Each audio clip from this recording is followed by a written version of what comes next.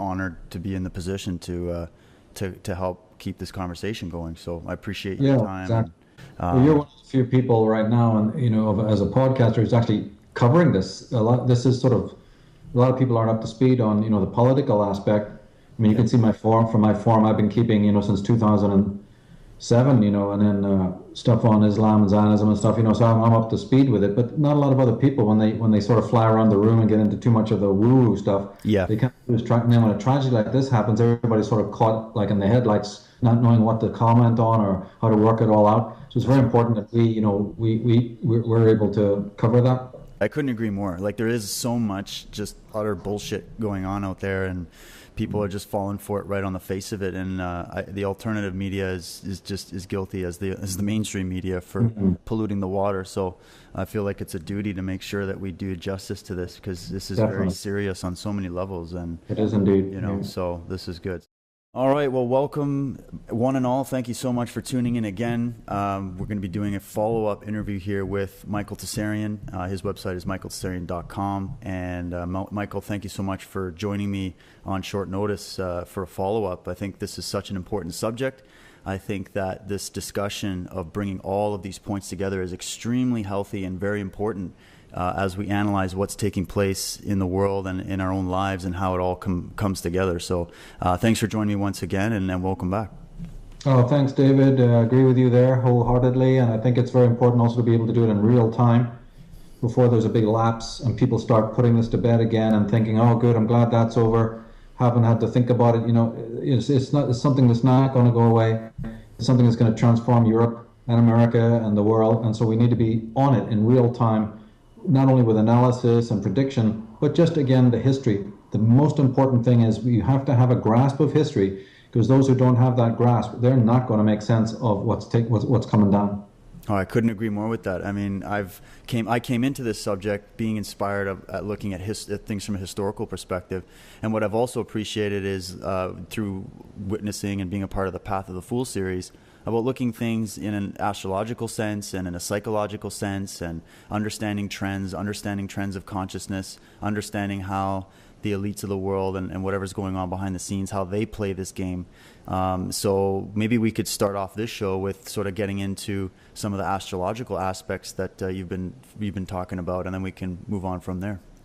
Yeah, well, last time we started with the idea of Pluto, and people need to look up that and just realize that Pluto is ultimately the planet of deconstruction. It's one of the bigger planets in astrology. You have, Uranus, Pluto, Neptune, and these rule the more massive social and even meta-social movements and tides that affect us, but we could never be aware of it without astrology. We only see, the habitat. We don't see the forces that condition the habitat. And that's the same in astrology. And so psychological changes, social changes, economic changes, and then even larger psychic, or say let's just use the term archetypal changes. This is what's ruled by Pluto. In one way, it's almost like Pluto is the roach cleaner. Back in 2004, 2006, I did talks where Pluto featured very heavily. I've got an article on the Michael Tsarion website called Age of Revealing, which also unpacks a lot of what Pluto's about in a very interesting context connected to the Holy Spirit. But in simple terms, Pluto's like the roach cleaner, it's like the hygienist of nature. So when Pluto is, especially when it's passing through our earthly house, which rules the most nitty-gritty structures of our world, then it's going to create upheaval. And the point I'd again like to emphasize just simply is that it's deep down. It deals with centuries-old crimes, centuries-old misdemeanors, long forgotten by human memory, stuff that's been relegated to the cobwebs of the dungeon or the attic. And nature doesn't forget. The Akashic record doesn't forget. People forget. Generations turn over. 2-3 generations later, people don't even remember, what happened to them, during the Bolshevik Revolution or during the First and Second World War. Things get forgotten, but Pluto never forgets. It's like the dark light, and when the time is right, ergo astrologically, when the time is right, justice and truth are come to the fore. Because what we've got to understand. And maybe this is something massive that has to be understood. What I'm going to say next, has to be understood by the whole wide world, if people scroll up to the top of my Facebook page or look at some of my other websites, they'll keep seeing this motto, truth against the world, right? I've been using it for a long time. And it's actually from the Druids, who saw themselves as servants of truth. Truth against the world. Why would truth be against the world? Because what we've got to understand is that truth and justice and rightness are not just simply proclivities in the human hands. Yeah, these are something to do with the human race, and they are to a degree, yeah. But morality, virtue, these are rooted in something archetypal that's of being itself. It's of the universe itself. The goddess Maat in Egyptian mythology was literally the goddess of the universe. The goddess of proportion, the goddess of rectitude, the goddess of balance and equilibrium. So the Egyptians didn't see it as that these things are initiated and invented by man. Man conforms to an order that is much higher than his body, and the proportions of his body, based on the phi ratio and what have you, is a manifestation of that order. And so are societies. This is what Hegel talked about, this is what Schelling talked about, is that in the end our societies should have a certain geometric order based in the idea of morality and true virtue. So virtue is not in the hands of man. He only utilizes what is already inherent within the universe as a structural thing in the universe. And Pluto is like the agent of that. The Pluto cards on the tarot deck. Death is one of those cards, card number 13. And on November 13th, what happened, right? In Paris. Did you know that happened in Scorpio? No, and that's an interesting thing as well, is the whole timing of that particular event. And maybe just to quickly clear up for anybody tuning into this kind of discussion for the first time, they might think, well, what the heck are we talking about Pluto now when we're thinking about this? When you're talking about this, Michael, we're not talking about magic rocks floating around in space. No. We're talking about, I can think back to your article on the inner zodiac and understanding the connection and the fractal nature of being and of the universe and how things are connected. But we're not talking just about, something physical, are we? Or is this more of a spiritual concept, right? It's both, because spirituality infuses, or let's just say the sacred. We're not talking in religious terms here. And even when we're speaking in astrological terms, you're right. I'm not speaking as Western astrologers would necessarily agree with me, because I don't believe in the magic rays and rocks floating in space. Those are, those are just projections of something so much more subtle, but that's a whole other interview, and I have an article called The Inner Zodiac, as you rightly point out, on the Michael Tsarion website. People can get familiar with that, because I've upgraded astrology massively, like I've done with my numerology, and make it more rooted in actual science and in empiricism, and not in some sort of supernaturalism, which is interesting. I mean, okay, it's like, say you were a tea leaf reader. There's lots of different brands of tea leaf. There's lots of different brands of tea, but the tea leaf reader is not concerned with the brand of the tea. So on one level, it doesn't really matter what brand of astrology you're using, as long as you get to the core archetypal information. So I agree that, all these different modalities are needed. But I'm a purist who's also studied deeply the roots of these divination arts. So what I'm talking about is something that is definitely lodged in the mind of man, in the consciousness of human beings, and then by, various psychological systems, it gets projected into the world of matter. So yeah, it's material to that degree, but it's only material because the psyche puts it there. If you were speaking in non-astrological terms, you just say, like I said, it's the hygienist, it's the roach cleaner, and it's coming to look at the foundations. Everything about Pluto is to look at the foundations of something. And if those foundations are found imperfect, then it's going to tear it up by the roots. And the sum total of this means that you have to be ready for that. So the wise man, the sage, knows that what's happening. He gets with it. He's not afraid of death and destruction and decay, because he knows it brings new life. The one who can't get with it, well, they're the Saturnian types who only can believe in the structure, believe in the handrails, believe in what government and what authorities of the church and state are telling you, and then they're going to be massively, they're going to be in big trouble, because Pluto is ruthless, and it's a very powerful truth serum that starts coming into the world, manifesting. I spoke about it in my Age of Manipulation, in my Age of Revealing article, how deadly it could get and how threatening it can be, because new we're in a world, we're in the, we're in this age of revealing in which the masks are coming down and there's shake-up right across the board, right in individual people's life. Right? So criminal people, immoral people, yeah, they do have a lot to worry about, a great deal. And so it is on the collective level as well, because the masks are coming down, and that's what Pluto's job is. So, I'm just using astrological terminology, but this is something actually very, very easy to understand, and it's a psychic checkup. And those people who have lived immorally and inauthentically, they're going to definitely not like, what's happening today and what's coming down in the future. But all the manifestations of chaos and tribulation in the external world are entirely articulated to what's going on within the psyche of man and the whole shadow play, that's so much central to my work. Which is now interesting that we're dealing with these types of events where it's very much about ruthless acts of violence. This is just paraded all over the media as well, so that affects people on a consciousness level, where they're just witnessing acts of horror all the time, 24/7. You open the paper, you walk past a newsstand, you turn on the television for 5 minutes, and you're seeing somebody getting blown up somewhere. So on that sense, even though there are these legitimate things happening in the world we need to be aware of, there's a lot of damage that is happening psychologically. And regardless of this Paris event, whether it was some kind of an actual operation or whether it was a legitimate organic event, either way, the idea behind it is trauma, and we're seeing it in a very, it's as if we're dealing with a lunatic asylum situation here. And it's like you said, when any kind of cleansing takes place, it doesn't just magically transform into a clean state. You first have to look at the dirt. You first have to recognize the root factor behind what caused that dirt to arise in the first place. So I think, in a bigger picture perspective, the human race is being pushed to look at the dark aspects of what we need to deal with if we're actually going to evolve and move forward. Yes, and part of it is positive. It's not all dark and gloom, and any more than winter is, any more than autumn is when the leaves fall, and has a beauty of its own. And the beauty that's contained in this scenario where we are presently is simply for people to gain their power back.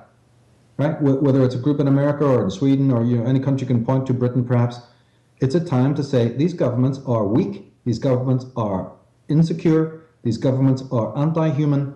Hey, do we really need them? Or like we were talking about in the last show, let's look at the other paradigms and let's look at them lovingly and unfearfully. I've even done interviews elsewhere on the thing I've referred to as the dying conspiracy. And that's one of these lights, so to speak, at the end of the tunnel, that maybe, the conspiracy is certainly not dead yet, but they're going through its own phase shift in which some of the old bat crazy types who put together the architecture of, control since the Second World War, a lot of them have reached old age, many have died, and they're leaving the conspiracy, the wheels of the conspiracy, the engine, or the gear levers, whatever you want to call it, to people who are really, if you really want to, if you really look at it, not that competent. They're not that driven anymore.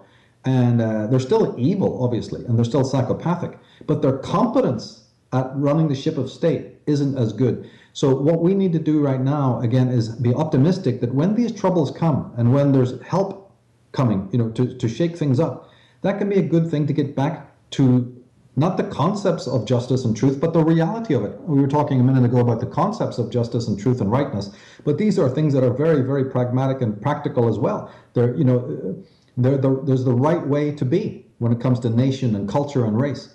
And we have so opened the floodgates, and opened the window so that all the vileness and mold can come in. And so there's a time to spring clean.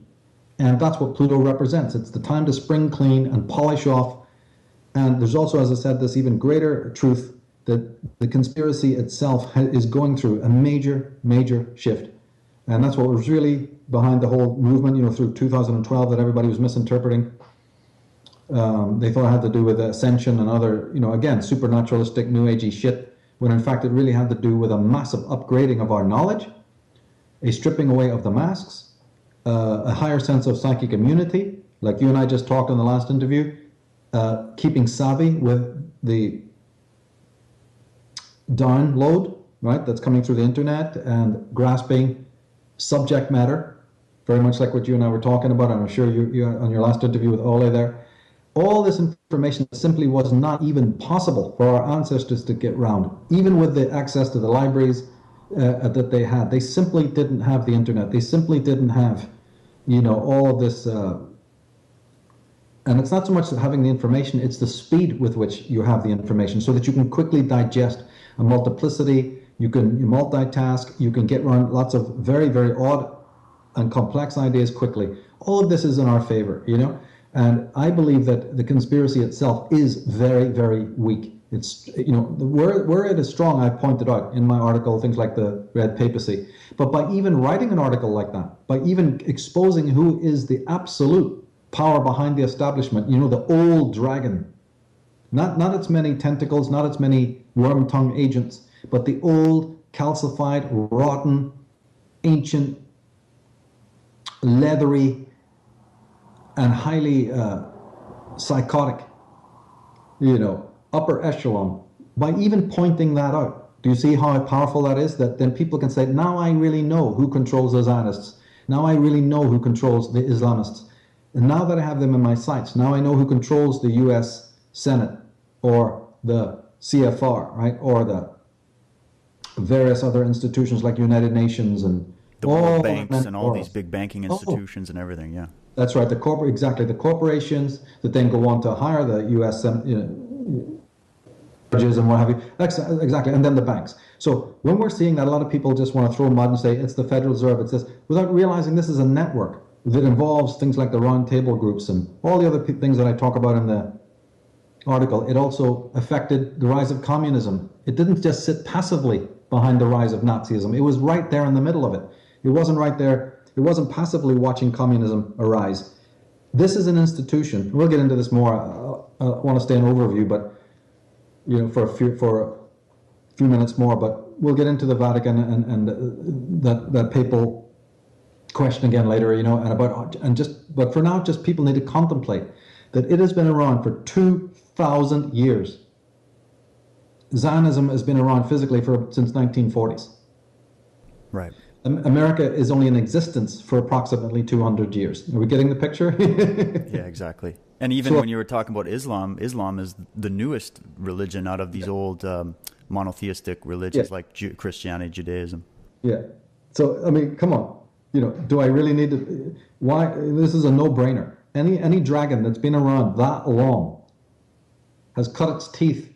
It has seen empires rise and fall. It has seen kings and emperors rise and fall. Principalities rise and fall, whole epochs, movements, heroes, and all sorts of other socio-political idioms and systems come and go. So does that mean that Zionism is not important and should be studied? Of course it does. Does it mean that these Islam people, the Islamic Muslim Brotherhood is not an entity that we need to worry about? Of course it is. But never for a minute lose sight of the puppet master, because these are just glove puppets. But anyway, as I say, we'll get to that. We'll get to that later on. I just wanted to mention this thing about the dying conspiracy, the idea of the internet. That we have to look at the positive side of it as well. The information that we're getting is very vital at this time, and one should love that. One should like that you can have at your disposal and be right in real time on the ball, with what is happening. And of course, we have our differences. Everybody's got their own slant, and that's inevitable. That would, at any time in history, that would be the same. But let's always remember that there are other things happening that are quite unusual. Now those are precedents. These are things that have never had a precedent. And there's one other thing that doesn't have a precedent, and that is exactly what's happening right now in the world, which is immigration. So immigration is a big theme, of the last few weeks, and of course for people who've been studying it and watching it, it's been the big theme for many, many decades. Since 1965, it's been, huge, and it's been pushed by most of the world. What we're seeing now in the last 2-3 weeks, and the mass, or let's say even the last 2-3 months with the Tsarion thing, the crisis, is also something without precedent. So when people say, why are these Swedish misleaders, why did even France, why is Britain, why is it making these mistakes? Why is it doing, obviously, what the public don't want to happen? You know, they don't want their tax dollars spent this way. They don't want their daughters raped. They don't want to see the ghettoization of their land and all the rest of the things we know that happens, right? So why is it happening? Well, one of the reasons it's happening, and believe me, I'm not saying that it's not deliberate, but also you've got to understand that these politicians are a highly pragmatic group. And if it's not on the books, then they don't know what is going to happen, right? Because these are people who don't have any imagination, don't speculate, and only as politicians they do what is written in the black book, so to speak, or you know, the book that says government for dummies. Here's how you do it. And like for instance, you just had Ole Dammergaard on, right? Yeah, that's right. We just completed an interview yesterday. I'm going to have it up soon. And in another one of his stand-up talks he did, which I like very much, he mentioned the case. I don't know if you're familiar with, or did you talk about, you know, when he gives Somalia, other African countries as a sort of an example, right, of how the World Bank plays with these Eastern groups and brings them to poverty. Yeah.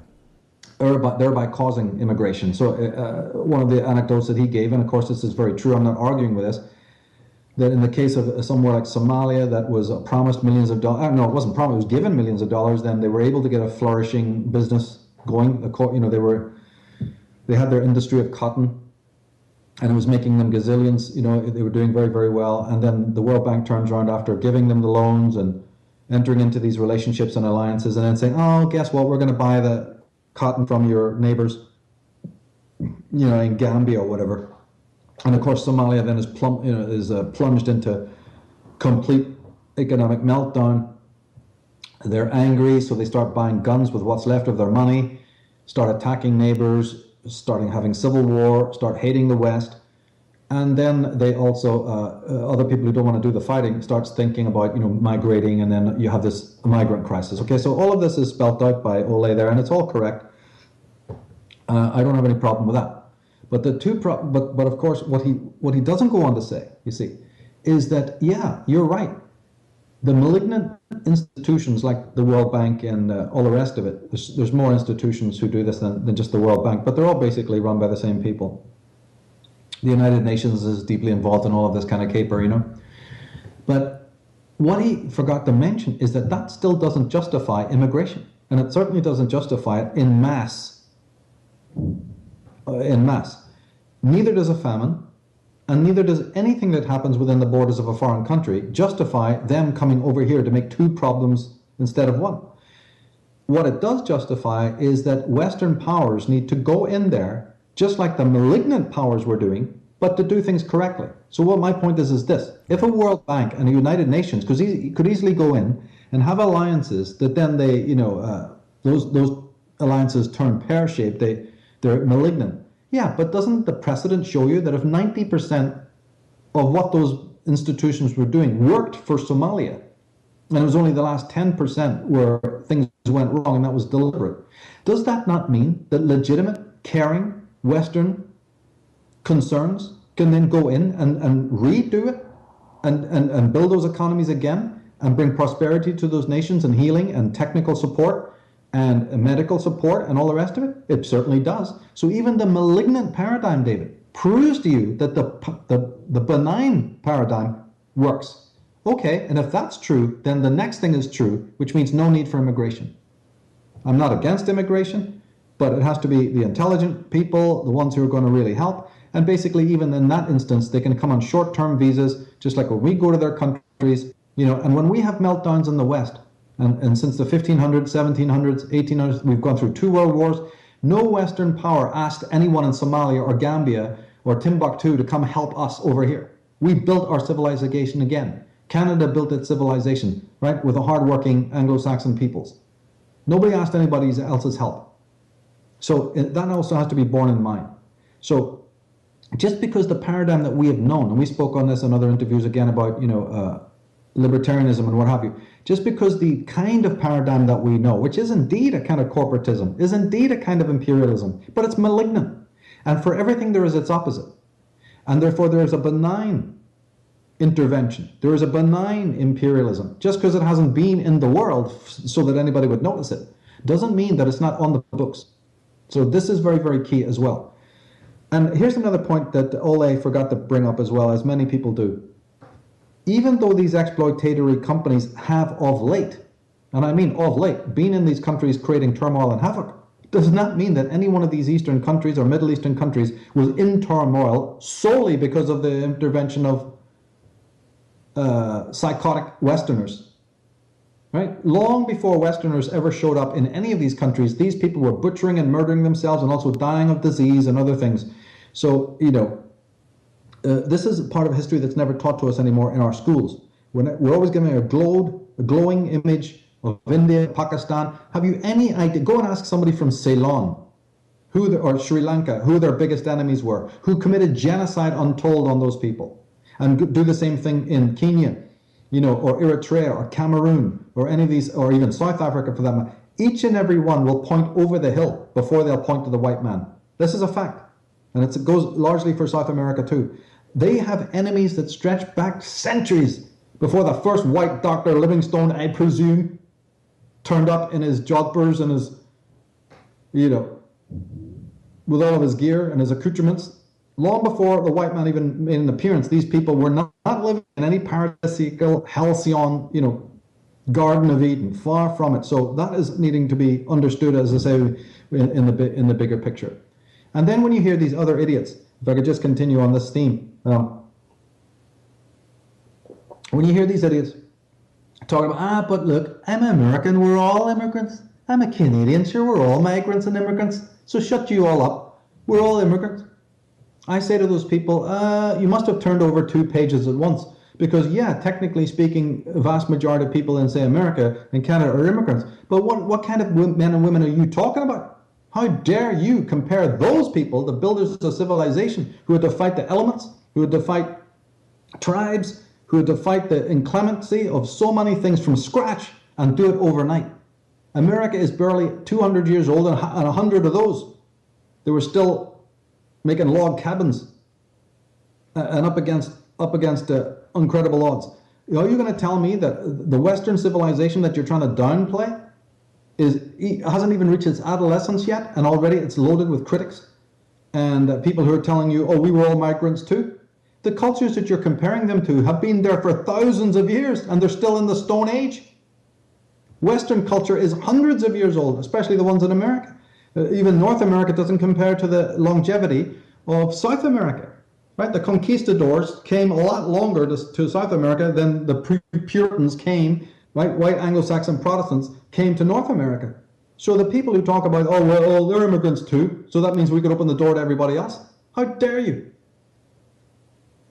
How can you compare the builders of civilization to a bunch of, parasites who are coming strictly to live off, for the most part?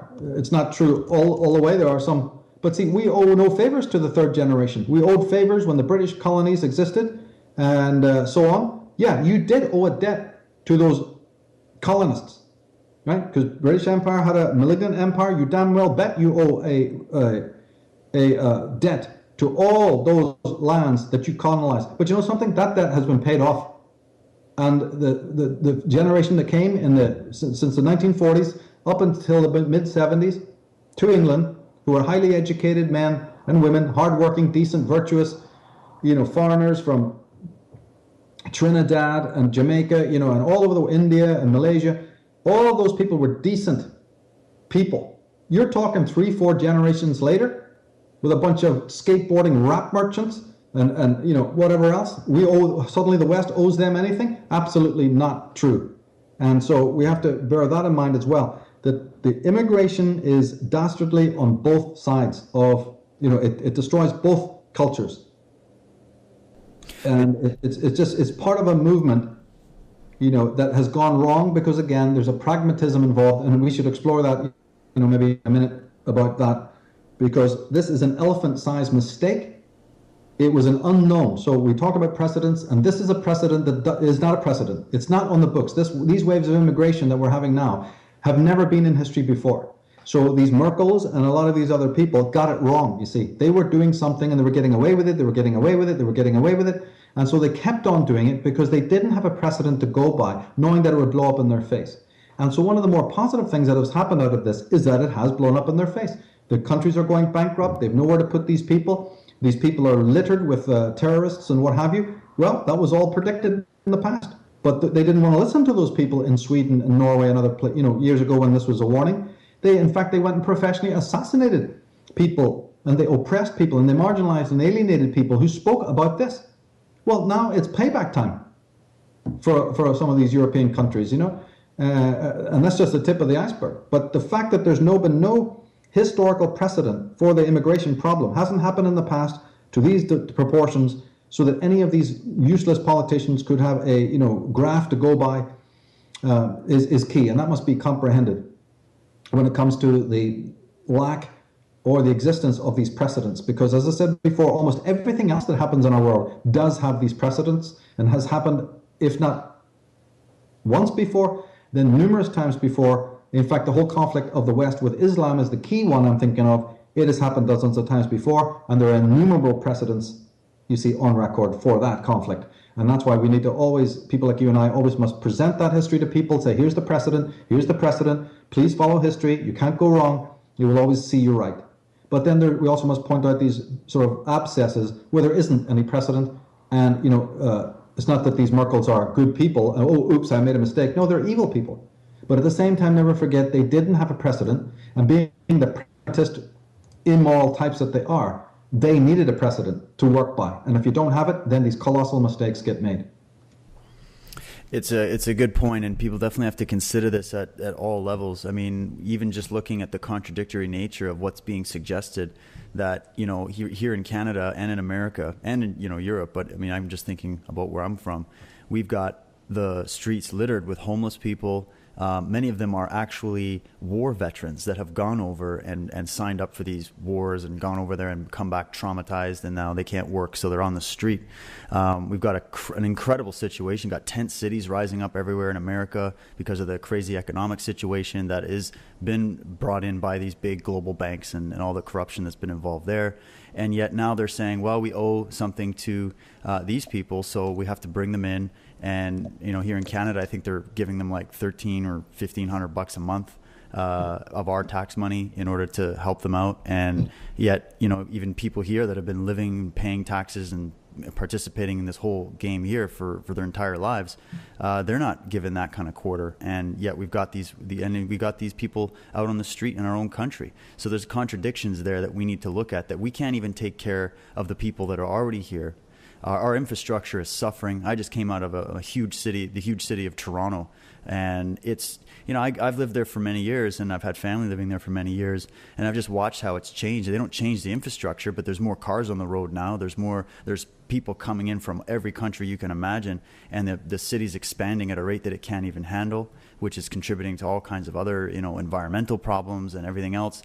And everybody's dividing into these little camps. You've got one culture here, one culture there, one culture there, and there's all this infighting and gangs, and it's just getting absolutely obscene. And there's nothing being done to stop that. And now they want to open it up to these traumatized, very, like you said, very Stone Age mentality type people. And hopefully we can find a legitimate solution for these people. Many of them are innocent, but to bring them in and add it to this fire is just going to cause untold chaos. And we all know that, the motto of these elites is really to try to achieve some kind of order out of that chaos, because it serves them. So there's so many pieces that need to be taken into consideration when we think about this subject that people don't think about. They just react emotionally to, say, the picture of that went all over the media of that boy that, had died trying to swim ashore or whatever. And then it started from there, and now everybody has just an emotional reaction to this, as opposed to taking a bigger perspective of what's really going on. Yeah, and what you're talking about is, again, centered in how they read our psychology. We can't get into it in this interview, but I've gone into it so many other times, as their fingers on the pulse. They know when the docility and the ignorance factor, and there's even the changeover of generations where a previous generation wouldn't bite down on something. Oh, let's just wait till their own sons and daughters have grown up. They'll be idiotic enough to allow this to happen. And so the fact that these ex-military veterans are on the streets, nobody gives a damn. Well, you would have given a damn the previous generation, you see. So a lot of these fallouts, they're timed. They're so clever, with this. And what you also alluded to that was very important, I forgot to mention when we were talking about Somalia and the World Bank, and that is, I tell people when they're trying to say, oh, well, we need to let all these immigrants in because look how they've suffered under these Western institutions. And I go, no, no, no. We have also suffered under the same institutions. The World Bank functions and rampages and rapes the West as much as it does in the foreign land. So you have no obligation. Do you think we just live in a perfect Olympus situation, all walking around in togas? My God, if you actually chart the the destruction that has happened to the West, how far it's been held back from what it could have been, it actually outshines the East. Yeah, the East is in a bad condition, but where the West could have been, and then its model would have helped the West, helped the East, we have been held down more than any Eastern country has been. We've been under ice. We've endured communism, we've endured fascism, we've endured socialism, we've endured a Berlin Wall situation and so many other atrocities, right? It's equal Stevens. We should be far, far more developed. So the same institutions that are called Western, this is something I have another huge, problem with. Those Western individuals, be it Obama or Reagan or Clinton or Bush or Thatcher or whoever you got, these people are servants of a corporation. It just happens to be situated in the West, but it doesn't serve the West. These people have concerns that are completely psychopathic and very, very globalist and internationalist. As people who read my Red Papacy will hone in on that, what it's all really about, who they really serve. Yeah, they're not patriots to their country or their people. They're agents for this higher order. Yeah, all the way down the line. And by the way, anyone who wasn't was removed. So when anyone studies the conspiratorial history of the world, will notice that anyone who did exist, and there's many, many, many names, who tried to do something about what they saw happening was immediately removed. So, but the only thing I would just say for now is that remember that these predatory institutions and leviathans of all colors and descriptions, yes, we can easily focus in on the crimes that they've done in the Middle East or the East or Africa, and that should be done. Well, one should have that chart on the wall. But right beside it should be always the chart of what they've done to the West in hundreds of ways. And not just think of it as being white man versus, non-white, or it's the evil, predatory, imperialistic West. What are you talking about? The West has been as much preyed upon. And then one thing I also forgot to mention, and this is also something without precedent, is that now, right, because its Islamic enemy is at the gates, they're showing their true nature. Yeah, but there's a strange thing has happened again without precedent. The moderate Muslims who've been insinuating themselves into the West have forgotten that the radical side might do exactly what it's doing, and then they themselves will be compromised. This is something that hasn't happened before. So now they're kind of coming out of the woodwork to try and sanitize, first they're trying to call themselves moderates, that's a laugh, and then they're trying to sanitize their image, but it's all way too late. None of them moved a muscle to go and actually take care of their own house when it needed to be taken care of. They waited for the West to rally, and then now they're trying to do it.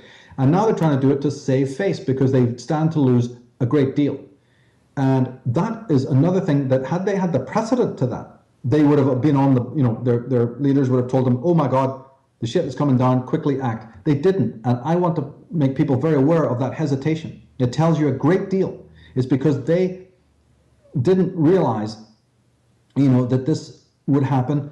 And the last thing that these people want, just like any criminal institution wants, is anyone looking under the rug. Anyone, they don't want Westerners looking under the rug or finding out what Islam's all about. So this is another gem. This is another one of these lights at the end of the, lights at the end of the tunnel, because people like me have been going hoarse. I can't tell you how long my, studies of this subject are, or, like we touched on it a little bit with the Ottoman Empire, but it goes way, way beyond that. I was one of the books that we linked to on a previous interview. People can look under, below the window of the YouTube and see the links we put there. There's a book called, A Peace to End All Peace. I remember reading that in 91, 92. I start following more the Muslim Brotherhood situation and other questions pertaining to Islam, in 2002. So it's been ongoing for many, many, many years. But the moment that you bring this up and speak to people, they would back off. They simply didn't want to hear you, even if you spoke about positive aspects, because I was very involved in Sufi organizations, which again are technically Islamic, although many of those Sufi organizations were persecuted by the orthodoxy. But nevertheless, there's a tradition. There's a whole tradition of Sufism and tradition of Islamic mysticism, actually, which is interesting. Anyone might know the name Idris Shah and others, who've written about that, and even Gurdjieff in his time was interested. So there's wonderful schools that have sort of a rich. They have their own tradition, mystical tradition, especially the poetic tradition. I'm very interested in. Is part of Islam, but again, it was mostly persecuted by the orthodoxy. So there's all of that, But at the same time, even if I pointed out the positive aspects of these traditions to people, but then would point out the negative, the slaughters that these people have done, the terror that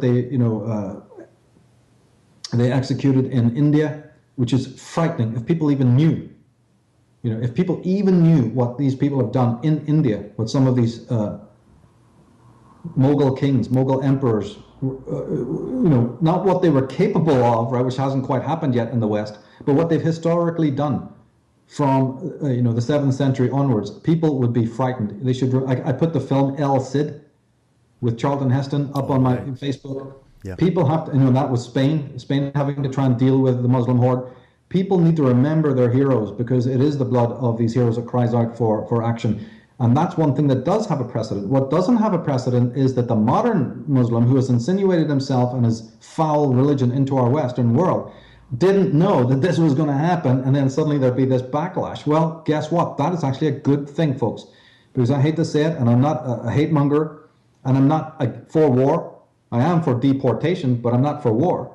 And and you would be for deportation too if you knew what these people have done historically, what they're capable of, and the threat that they pose to Western civilization. So, we can move on from there. But there's definitely no precedent for them.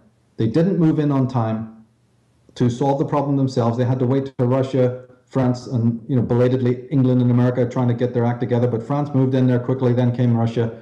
They didn't move quickly, and now they're going to move.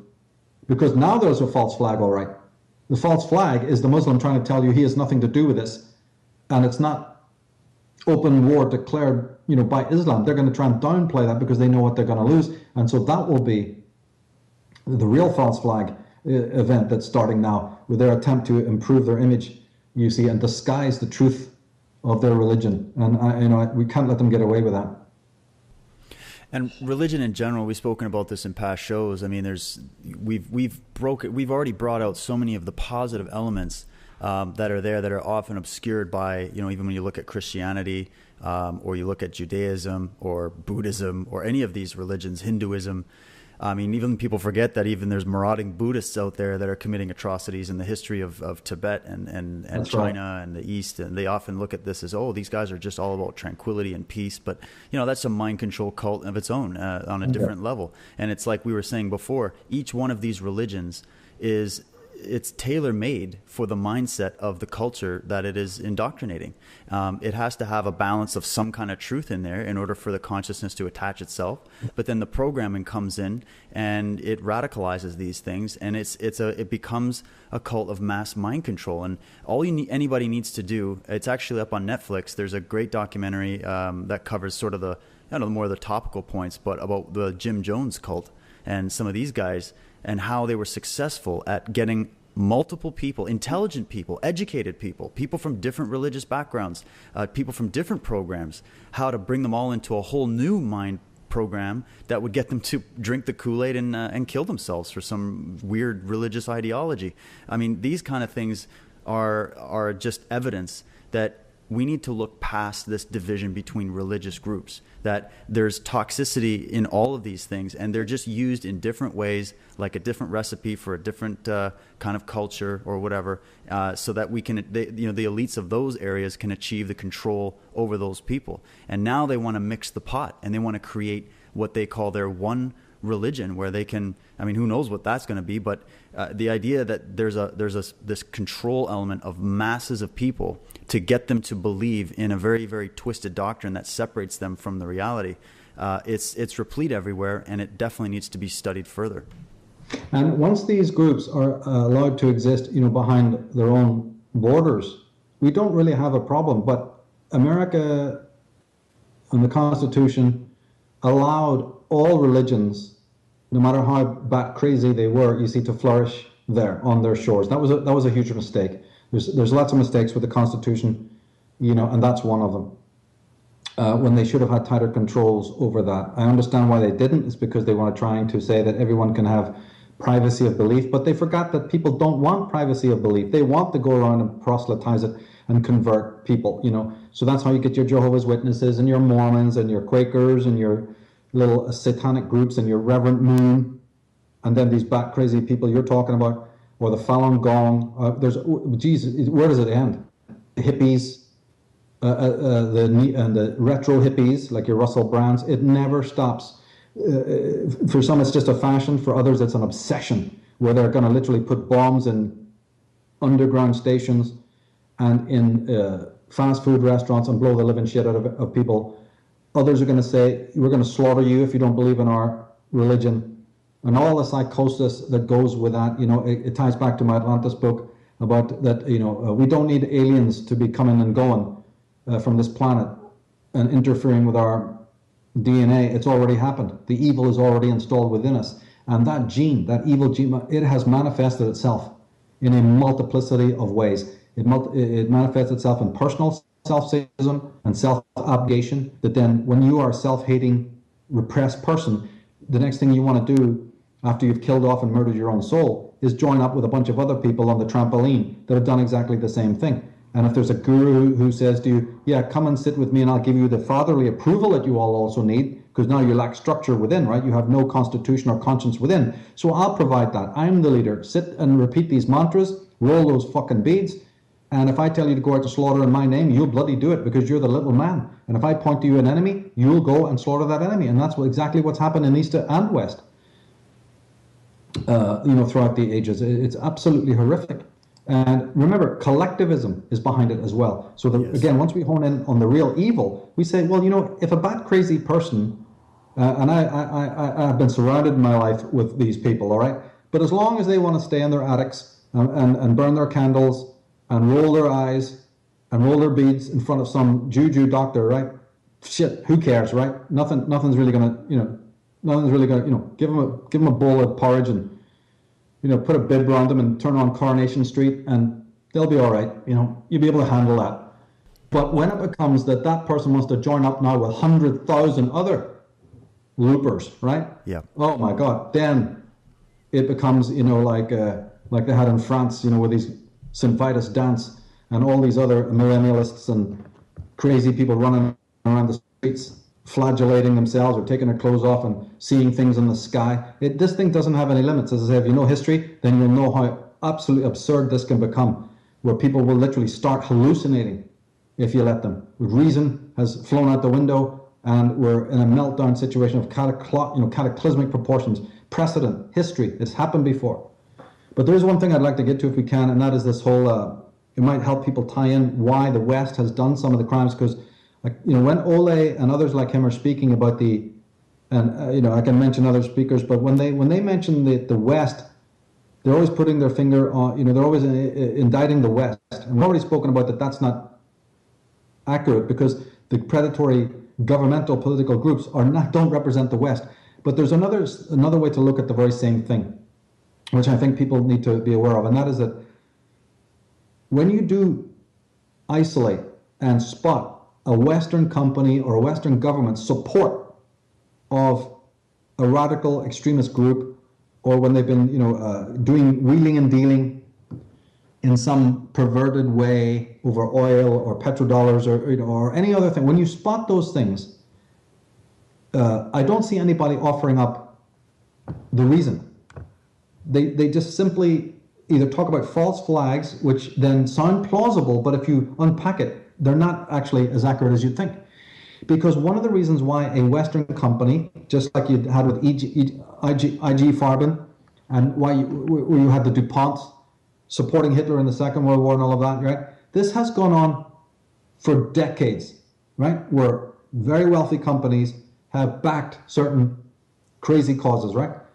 But one of the reasons in the 20th century is actually, can you believe it's actually philosophical?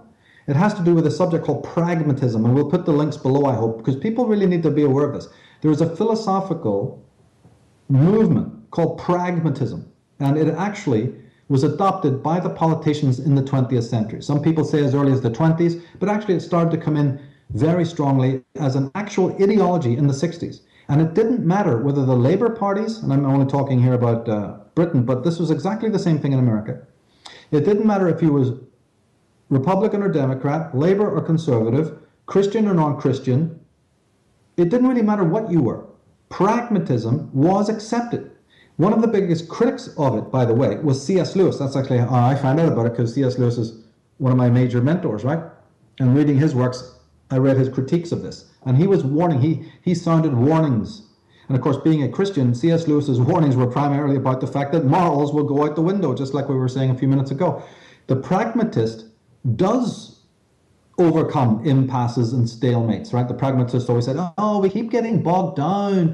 We keep the simplest things and we keep getting bogged down. How can we get out of this? So they borrowed, from the American pragmatists and the English positivists that C.S. Lewis opposed. They borrowed from them their ideology, David, and they just said, we can get out of all of the impasses because we'll just do what's right for now. That's what pragmatism really means, is I do what I,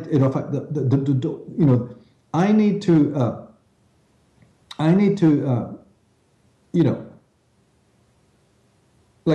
can't even think of a more mundane metaphor, but yeah, it's like if you're playing an instrument, right? And suddenly the string is broken. You will learn how to play on a 5-string guitar, right? Just because one of the strings is broken. And you say, well, later on I'll get, the 6th string.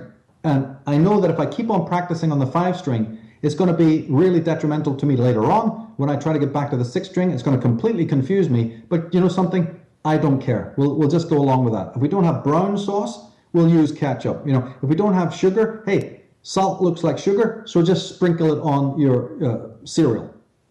Yeah, but then you taste it and go, it tastes horrible. Oh, does it? Oh, well, too bad. But we solved the problem.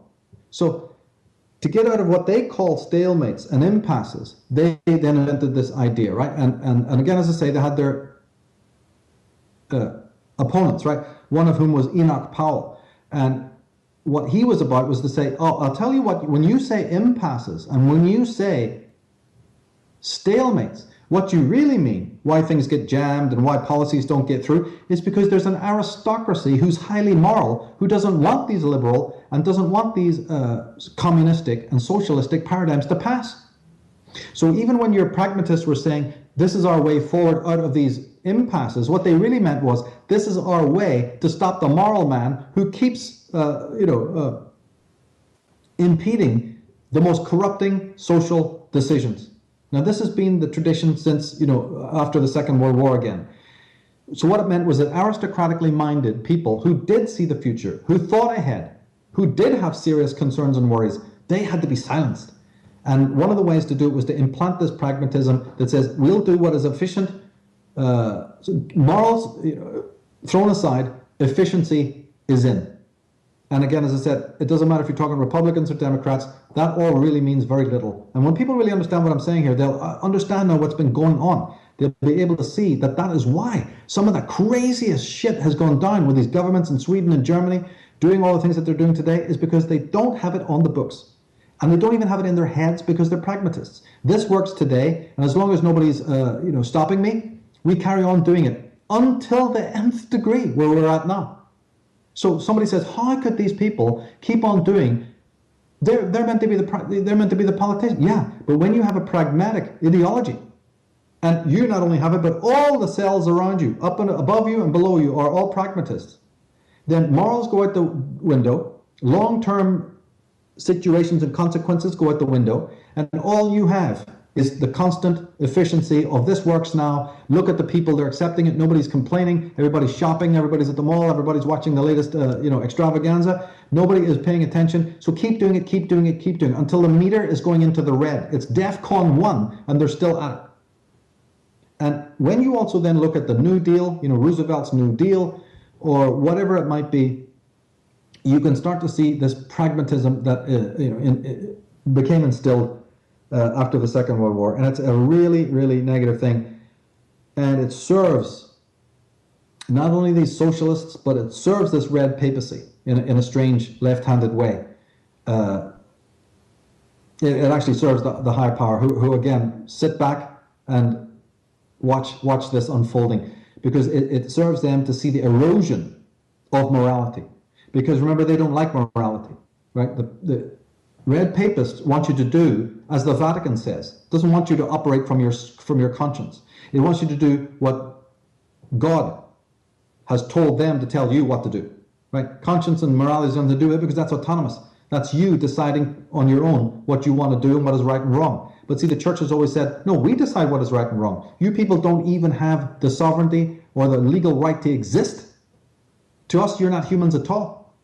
You are completely cattle. So how dare you even imagine that you can decide what happens on the global, national level, right? This planet is owned by us. We actually own it. We've hallmarked it. And what you think you've created, and over your stupid democracies and your stupid revolutions and your stupid secularism, that one, we're going to wipe that out. And we're going to do it by, as you said earlier, the ordo ab chaos method, in which we will unleash so much chaos in your midst. We will unleash so many bat crazy people in your midst, both within your borders and without, that you will be screaming in the end. You see, for one, we'll talk about that in a minute, what the replacements are. But for one or more of our ready and waiting solutions, you'll be actually screaming out for it. So, Michael, we're at this point where we've got all of this chaos happening, and we were talking about how, in a way, that's a sign that this is all coming to the surface. Everybody's now witnessing the centuries past, all these different steps that have been taken to build the civilization and build this situation that we're in now. We think back recent history, we've got events like 9/11, which, in my opinion, are blatantly false flag events that are used by, we don't call them Western powers, but let's call them globalist powers, to work on their own grand chessboard game, right? And then you've got these other, little attacks here and there, and these constant little wars happening everywhere. We're dealing with a very confusing situation for people to understand, especially people in the alternative community who've been looking at things since 9/11 and now look at everything as if it's 9/11. How do we bring some kind of clarity to people about how to really get the bigger picture of what's happening, even just from that, say from 9/11 forward? Well, I'm the one who insists, I think, more than anybody else, on the solutions. One important solution, and also as we've done in other interviews, is that, remember, we keep on using that motto, you don't have to reinvent the wheel. Yes. There's already been politicians, we'll put links below this interview, as we've done so many times before, and if people read my Constitution Con, I think they could spend a year just going through the sources at the end of that article. Just scroll down, watch the videos, research every link that I put there, go to my forum, to the right pages, and you will see all of the alternatives that our forebears have created. And here's one of them. I was just reading up on this before, in the days since the attack in Paris. Did you know that there was I can't remember the actual senator who put this through. I'd have to remember where. I might be able to find it, but the term I want the listeners to bear in mind is a thing called sovereignty resolution. Look that up, sovereignty resolutions. If you give me a minute, I'll find the senator in America who advocated this, right? But it's a sovereignty resolution in which, when this senator was alive, and this was less than 100 years ago, it was the Congress itself and the people saying, here, these sovereignty resolutions must be vetted and passed by the Congress, because these will be to impose upon the American federal government when the debt reaches $7 trillion. And when various other things that they do prove completely unsustainable, like the modern, like what's happening now in the last couple of weeks, okay? So the sovereignty resolution was created so that if and when the federal government went overboard with lunacy, then the Congress would immediately dissolve the federal government and pretty much all the orgs, thereafter that it created. These are actual statutes that exist already and can be moved on at any given point. Can you believe that? And this is just one of these that I'm talking about. There's many, many more, like the ceasing of outsourcing, the ceasing of even paying taxes to the federal government. Like I said, the deportation of the immigrants so that we save money on all of their programs. I mean, and so many other things that you and I have talked about on the libertarian, interview that we did, were through a kind of a libertarian paradigm. You scroll back on a lot of what the injustices of the government are doing before you even move forward to something more radical or whatever. All of these things can be put in place. So whenever a catastrophe takes place, there's always the more positive aspect to see what we can do. The person who's chewing the carpet in fear, well, they're useless to you. They're as useless to you as if you have to go into battle with somebody like that. They're completely useless. You might as well you might as well have an old granny at the World Wrestling, who sits in the front row. Go get him, bite his ears off, right? I'd rather have her. I'd rather have somebody like that fighting by my side than a younger person who's frozen. They've no history knowledge. They've no legitimate blue flame of anger. You know what I mean? It's absolutely despicable that this can happen. So, but there are alternatives, and it's very important that they get installed and acted on by the people for the people. Because what I'm really trying to say is that government is weak. Government is always weak. You've already seen the Swedish government within the last 48 hours twisting and turning. It's too little, too late, of course, but at least they've shut the borders. They're making noises, that show that they've grasped the gravity of the lunacy that they've done. You see, so it's not impossible to overthrow government. Governments are actually extremely weak. The people are strong. And so to answer your question, the one thing is that people need to realize that. Now, the name of the senator that I was thinking of is Huey Long, Huey, Huey Long. And you will come upon what this great man was trying to do in America with these sovereignty resolutions. Those need to be, dusted off. The American people need to put that forward again, because the abuses of the federal government have indeed gone so far. And this man already knew how to close. Do you know he was the first one to? He wasn't the first one, but his whole focus was to close the Federal Reserve. I didn't know that. Yeah. You don't even hear that from even a Ron Paul today. You don't hear that from even a Ralph Nader. They're all too weak. They're all too lily-livered, and they're all too happy with their jobs and their seats and the money that they're getting. They don't want to ruffle some of the people that are giving them the votes. But this man had the guts to say, no, under the statutes, under this resolutions, we can close the Federal Reserve. We can just go and close it. And we'll do it with the police and the army, because once these resolutions have been signed, and once they're vetted and passed through Congress, they're law. This is actually, these resolutions I'm talking about were pushed to become law. Now, with enough states behind them. See, if somebody was to take this up and to issue these statutes to these resolutions to the states, what would happen if they got ratified? What happens if they went, we love this, this is brilliant? They could become law. You know what the other thing that they do is they get rid of lobbying, because when you return the power to the states, then the states can disband those great corporations, those evil corporations that everybody's squealing about and don't like. And there's very, very top people like Chris Hedges and other people. But when do you ever hear Chris Hedges get up there? He'll tell you what the problems are, but he never ever speaks of the solutions. And that goes for almost everyone. Now there are exceptions, right? Like Lieutenant James Bo Greitz, one of my heroes, he always talked about the solutions, right? But you're not hearing it as much.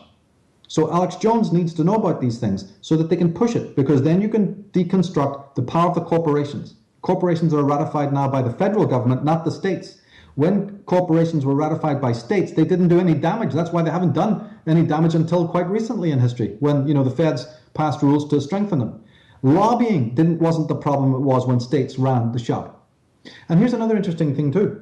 Once the states have power again, you're well on your way to full employment. Did you know that in the 19th century, I don't have the exact dates, but all the way through the 19th century into the 20th century and up until almost 1940, 90% of the American public were self-employed. And this probably goes for Canada too, David. 90%. You know what it is now? 7%.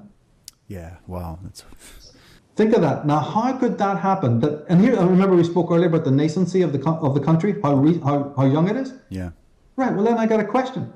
How could a country that is technically at its weakest point, it hasn't fully built its railroads yet, it hasn't fully established its states yet, it hasn't fully built its buildings and put its industries and all of its infrastructure into place, yet 90% of the people were self-employed. Later on, after all that infrastructure is in place, after government is in power, after everything is normal, and you've been through 2 world wars, it's 7%. How can that be explained without knowing that there's a hidden hand at work? Do you realize that until the 1990s, people didn't even believe, people like me when said there's a conspiracy, they nearly split their sides laughing? And I was armed with this information then. I was reading books on American sovereignty back in the 1990s. I was reading Nord Davis and Bo Greitz and so many other people like I'd mentioned. People like Ralph Epperson, my great colleague, and also Dr. Stan Monteith, who sadly passed away recently. But your Anthony Hilders, all of these great people, let alone the Eustace Mullins and G. Edward Griffins, people like you've had on your show. I mean, the amazing stuff that they write about showed you that something was conspiratorial. It couldn't go this wrong without a hidden hand at work. Now, that hidden hand to me is the Red Papacy working through. And my article there shows you how they did it, how they finally got their clutches into the American government by posing as right-wing and then being ingratiated into the Americas, into the American establishment, and then from there using the left, using the socialists, using the communists to galvanize secretly their power, using the Jesuit order until they were able to push the kind of shadow communism that we know as Euro-communism, but it was already installed in America, by the time that Roosevelt and these others came in. And then they're sort of modern descendants at the time of Reagan and Bush, who may appear to be right-wing on the surface, but that's a complete joke to anyone who really knows what's been going on. So your New Deal, all the stuff that the New Deal, the Bretton Woods Agreement, the League of Nations, the United, all of that can be rolled back. When these sovereignty resolutions are put in place, all of that can be rolled up overnight. I mean, I'm not talking figuratively, I mean absolutely truthfully.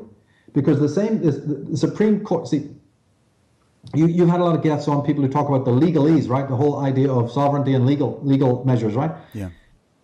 It is not the corporations it is not the government that is the sole conspiratorial hand. It is the Supreme Court or their judges. Because, and let me, again, it's axiomatic to us, but again, as you said so earlier on, if someone's listening to this for the first time, they need to grasp this point. The reason why your neighbors, and other people that you feel should rise up, don't rise up, is because if and when the police come to arrest you, and believe me, I'm not an enemy of the police by any stretch of the imagination, these people are not the guilty ones. They just serve the police, and the police just serve the judges and the state, but they're usually ideologically and emotionally on the side of the people. That's a fact.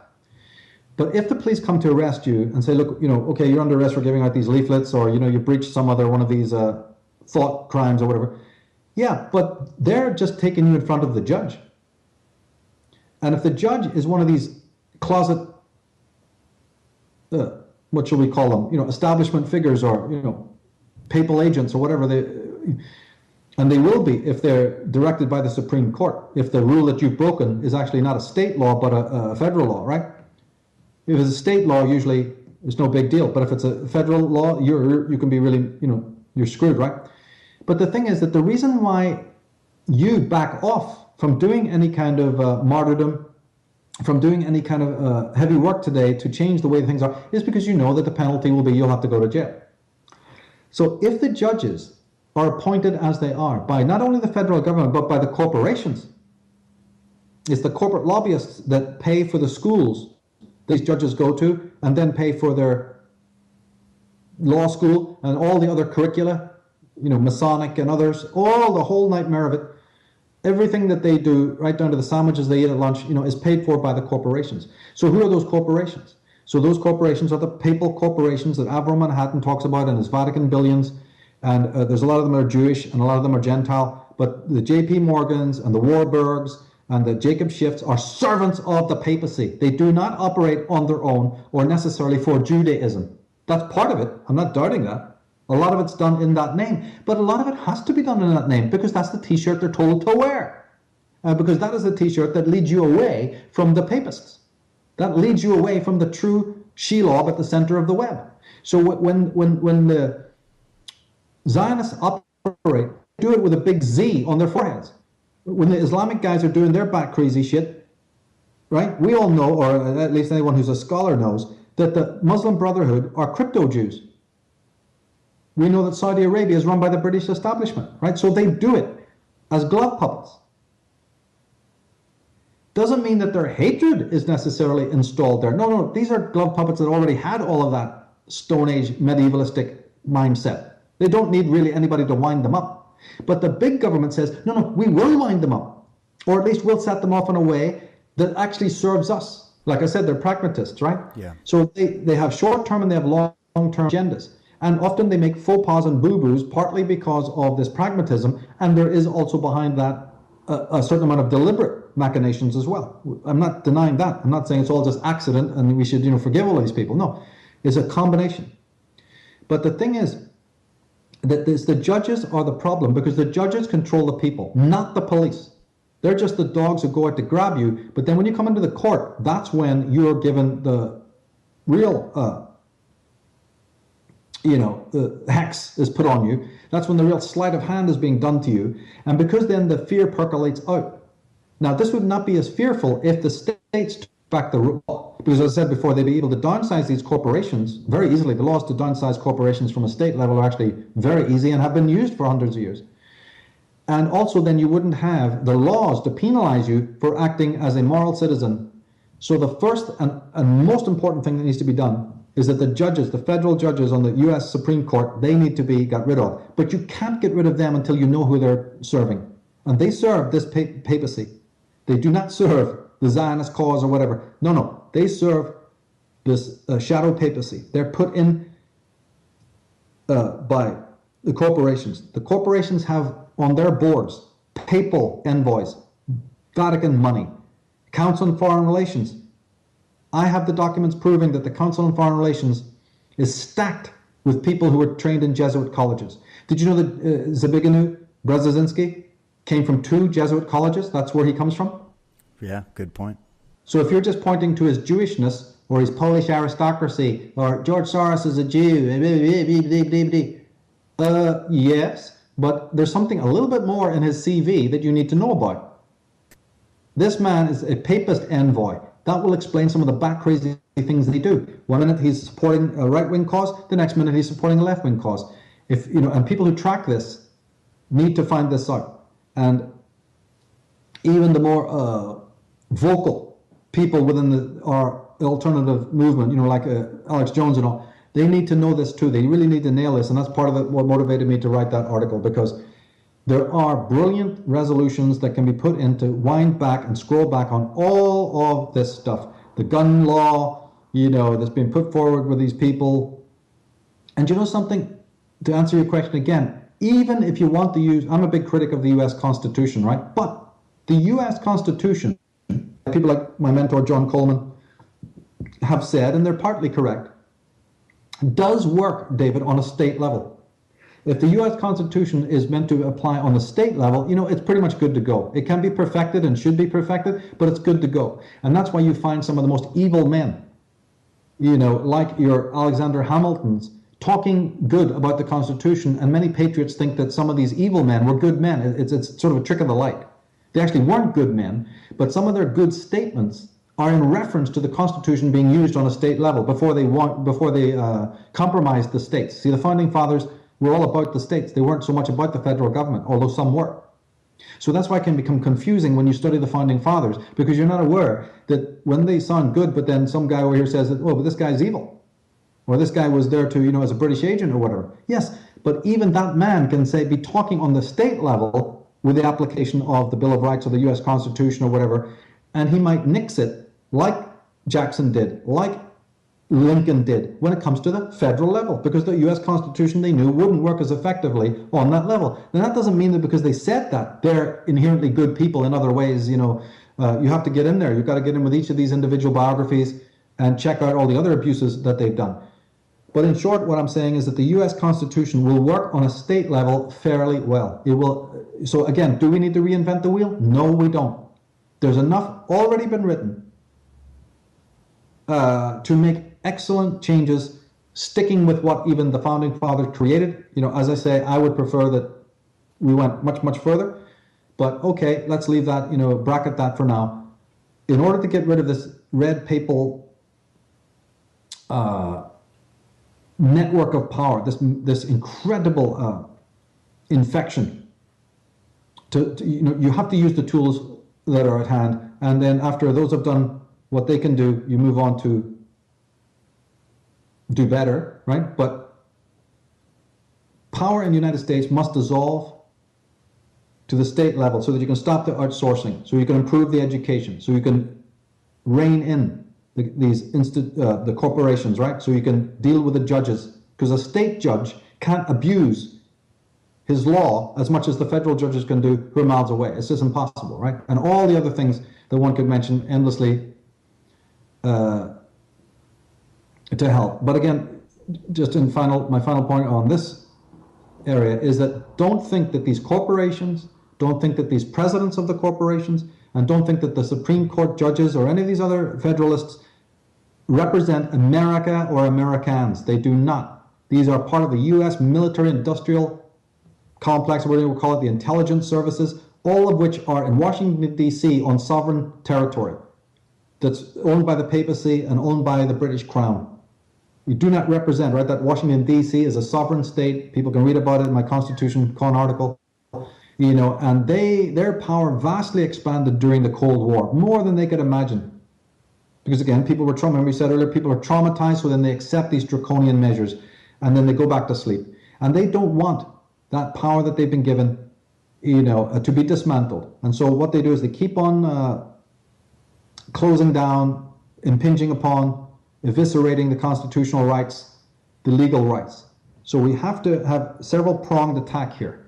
And one is that we only should vote people on the state level that oppose the federal system. And there are such men, there are such women. We need to pay attention to them. And then, and again, my main point is that never lose sight of the bigger enemy that employs these glove puppets. And so do not say Western this and Western that and American this and Canadian that. No, they don't represent the vast majority of the people. Far from it, they're exploiting the vast majority of the people, just in the same way as they exploit the East. So I won't stand for that at all. It's something so much more complex than that. And once you know that, then the matter is simply to identify the club from which these psychopaths come, which is what I've done. That's such an important point for people to understand. And I'm not just saying that to be agreeable. I absolutely concur with understanding that, because I can see that even in a Canadian context here where, we're an even younger country. And we've seen, I've worked for a while with Paul Hellyer, who worked in politics in this country longer than any living person. And he saw behind the scene of what was going on with Trudeau back in the day and what was going on with the Bank of Canada, merging with this, Bank of International Settlements in Switzerland and giving up our sovereignty as a country. And he's been witnessing the death and destruction of this country for years in the same way that we're witnessing what's happening in America. So this is replete everywhere. And we see here in Canada, they're taking away the rights of the provincial, we call it provinces here, the provincial level of government, and it all becoming, again, federalized and more controlled by the federal level. So it's the same system here, the same agencies work. We're just a vassal state of the Vatican and the Crown here in Canada especially. But you're mentioning something very interesting about the District of Columbia. That term Columbia, in its relation to the Vatican and the symbolism behind the dove and Column and the whole thing, is very interesting. I live now in British Columbia of Canada, and we've got the District of Columbia, we've got Columbia Pictures. The Vatican, of course, has its hands in Colombia, in the the drug trade and the black markets and everything. Did you have any commentaries on that? The symbol of the dove and all of that. Yes, indeed. This is these various knightly orders, like the Knights of St. Patrick, the Knights of Columbus, which is a very, very rich and powerful organization. You have Opus Dei. And so your B'nai B'riths and all of those organizations that appear to be Jewish on the front are really connected deeply to this Vatican system of these Euro-communists, the sort of shadow communism that I was talking about. And that reminds me to mention again that, you see, it's not to exonerate these more well-known groups and their machinations. But these are agents, that want to be identified so that so that their boss is not identified. He's up in the penthouse overlooking everything. They're on the hill overlooking the armies, clubbing it out down in the valley.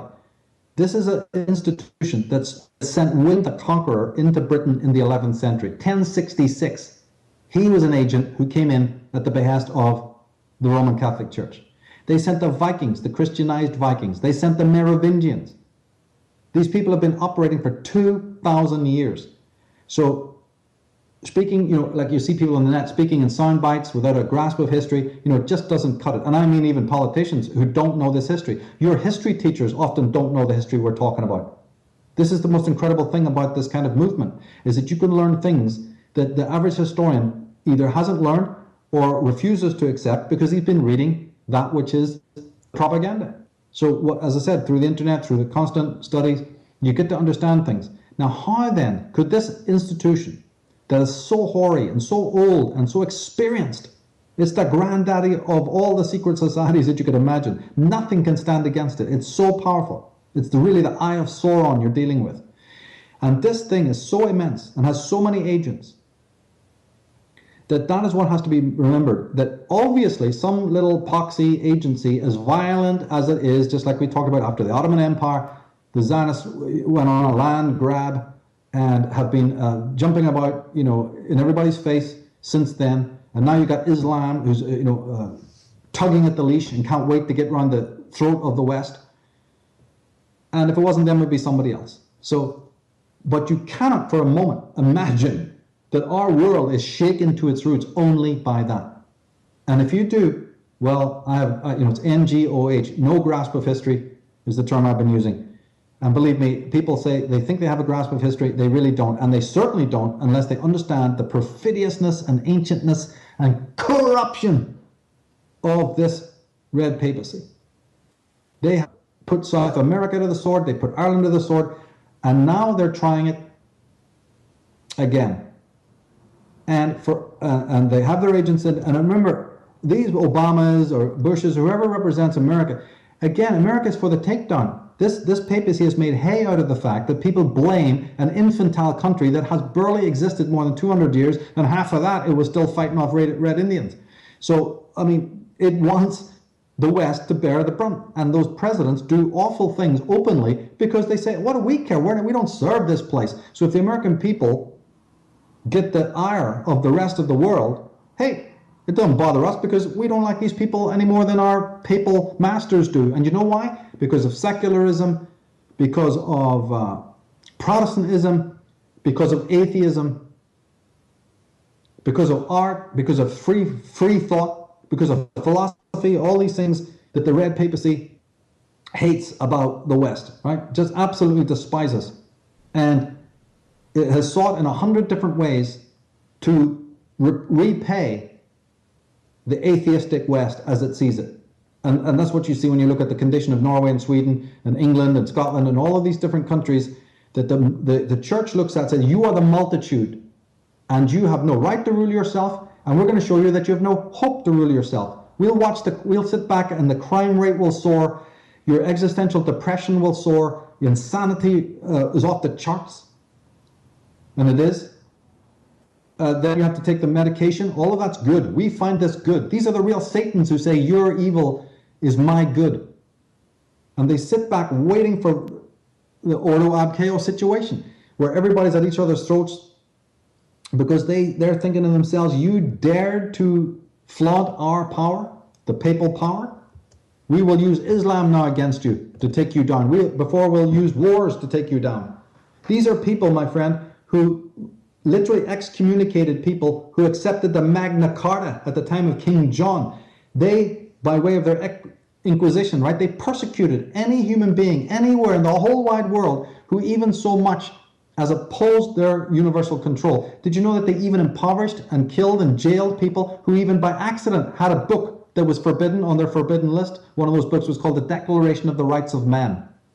If in South America, if you just happen to have that in your library, by accident, you didn't even know what it was, and the local priest found out that you had that book, you were ruined. You were jailed and your family was cast into poverty. And this was happening all over the world. The greatest power that resisted the abolition of slavery was the Vatican. Every single democratic and liberal nation in the world went and abolished slavery, and they had to do it on their own. And the ire of the Vatican was on them. Do you know that? They only themselves condemned it in 1871, when already every other country, despite the Vatican, had abolished slavery. I have the documentation showing communiques between bishops in these various countries and the Vatican, right, and Rome, talking about how dare these kings and potentates, they're trying to end slavery. What shall I say to them? And I have the argy-bargy that went between these bishops and envoys and the papal, and the nobody could believe it. If you read it, you would not believe it.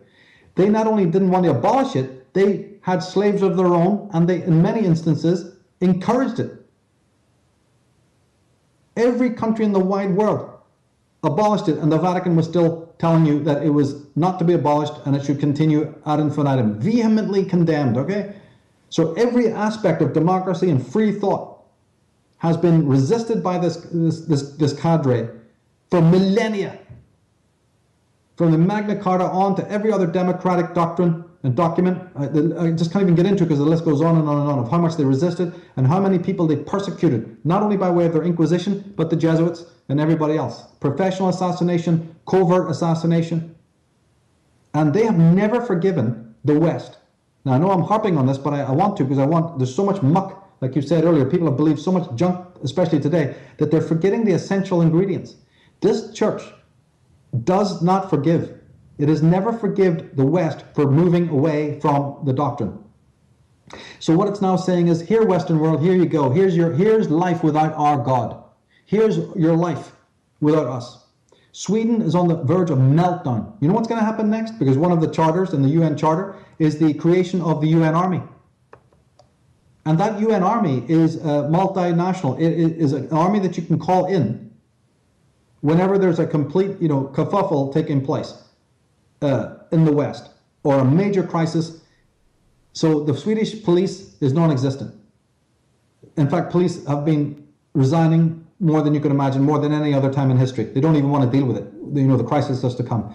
Well, what does that happen? The Swedish government say it's out of control. These foreigners are rampaging in the streets and hacking people up. What are we going to do? Well, we'll send you a battalion. We'll send you a division. And suddenly you've got blue helmets in the streets of Sweden, many of them foreign, by the way,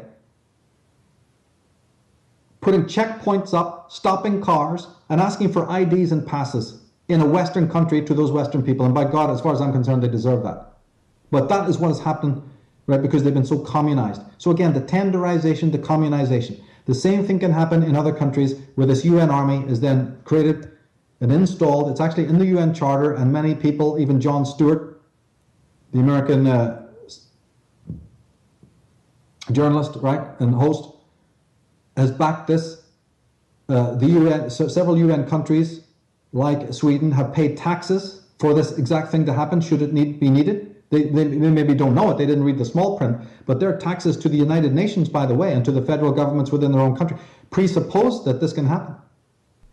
And there's been practices of this happening. We've witnessed this here, even on Canadian soil. I thought I'd never see it, but we saw it happen when the G20 summit came here in 2010, and many other instances where you've got very highly coordinated, militarized police action that would not otherwise have happened. And that actually, since that event, I've spoken personally. Actually, I've trained many police officers and military people privately in martial arts and whatnot, and they've told me behind the scenes that so many of the highly, the older detectives and the old police chiefs and all that, they're dropping away because they're getting replaced by these young steroid freak, ignorant type guys that are now being highly militarized and being trained to act in coordination with the intelligence agencies in a way that's actually just there, like you said, like what they're doing with this UN kind of force, because they're going to be assimilated into that to formulate this world army, world police force that so many have been warning us about. So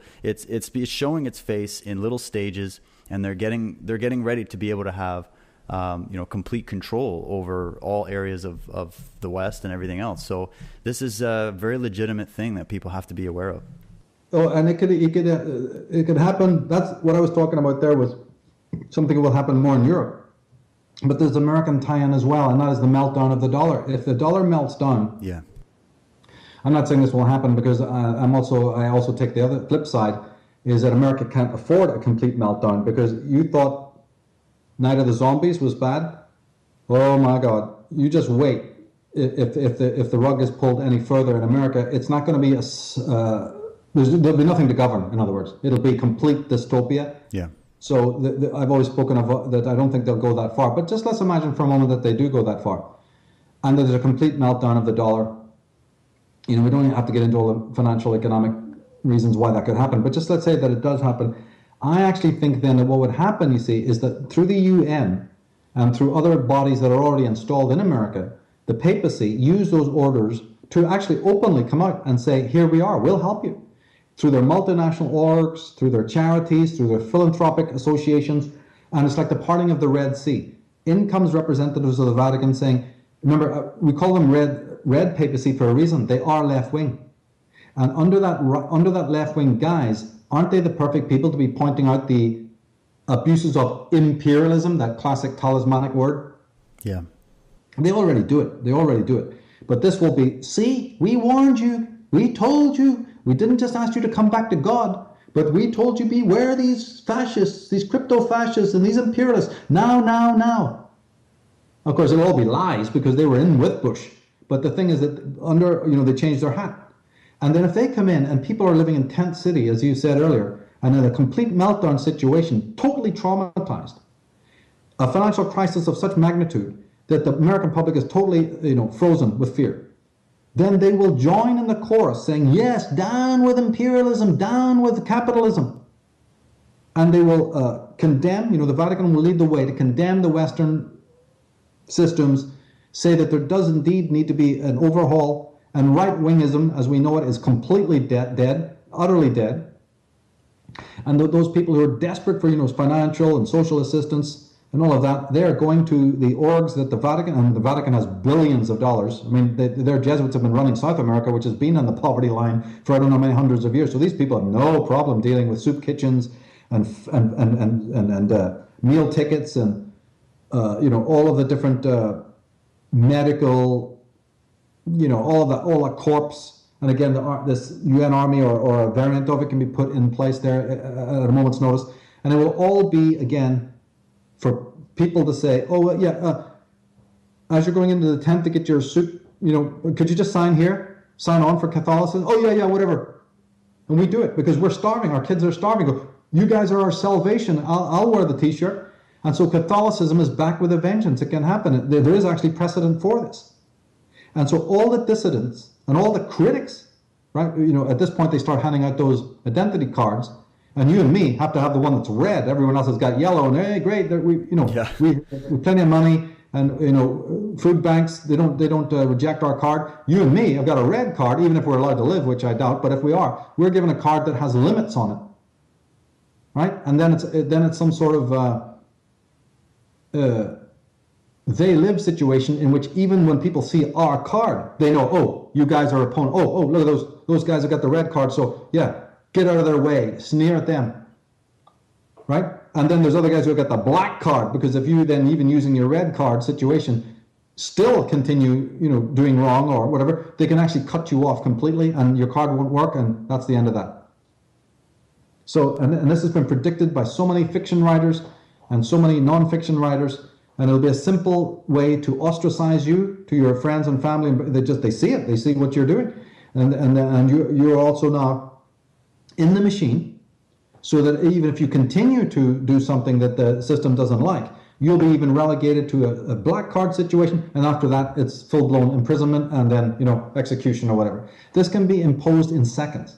Now, as I said, there is another side that says that it won't get that far, but that is one scenario, because remember, the industrial military complex, as we said, doesn't want to lose the power. We also know, don't we, it's axiomatic that war is a way to secure economic survival, right? When the West is going bankrupt, well, it creates a war. It's always done that in the past. It's built the whole model off of war. Yeah.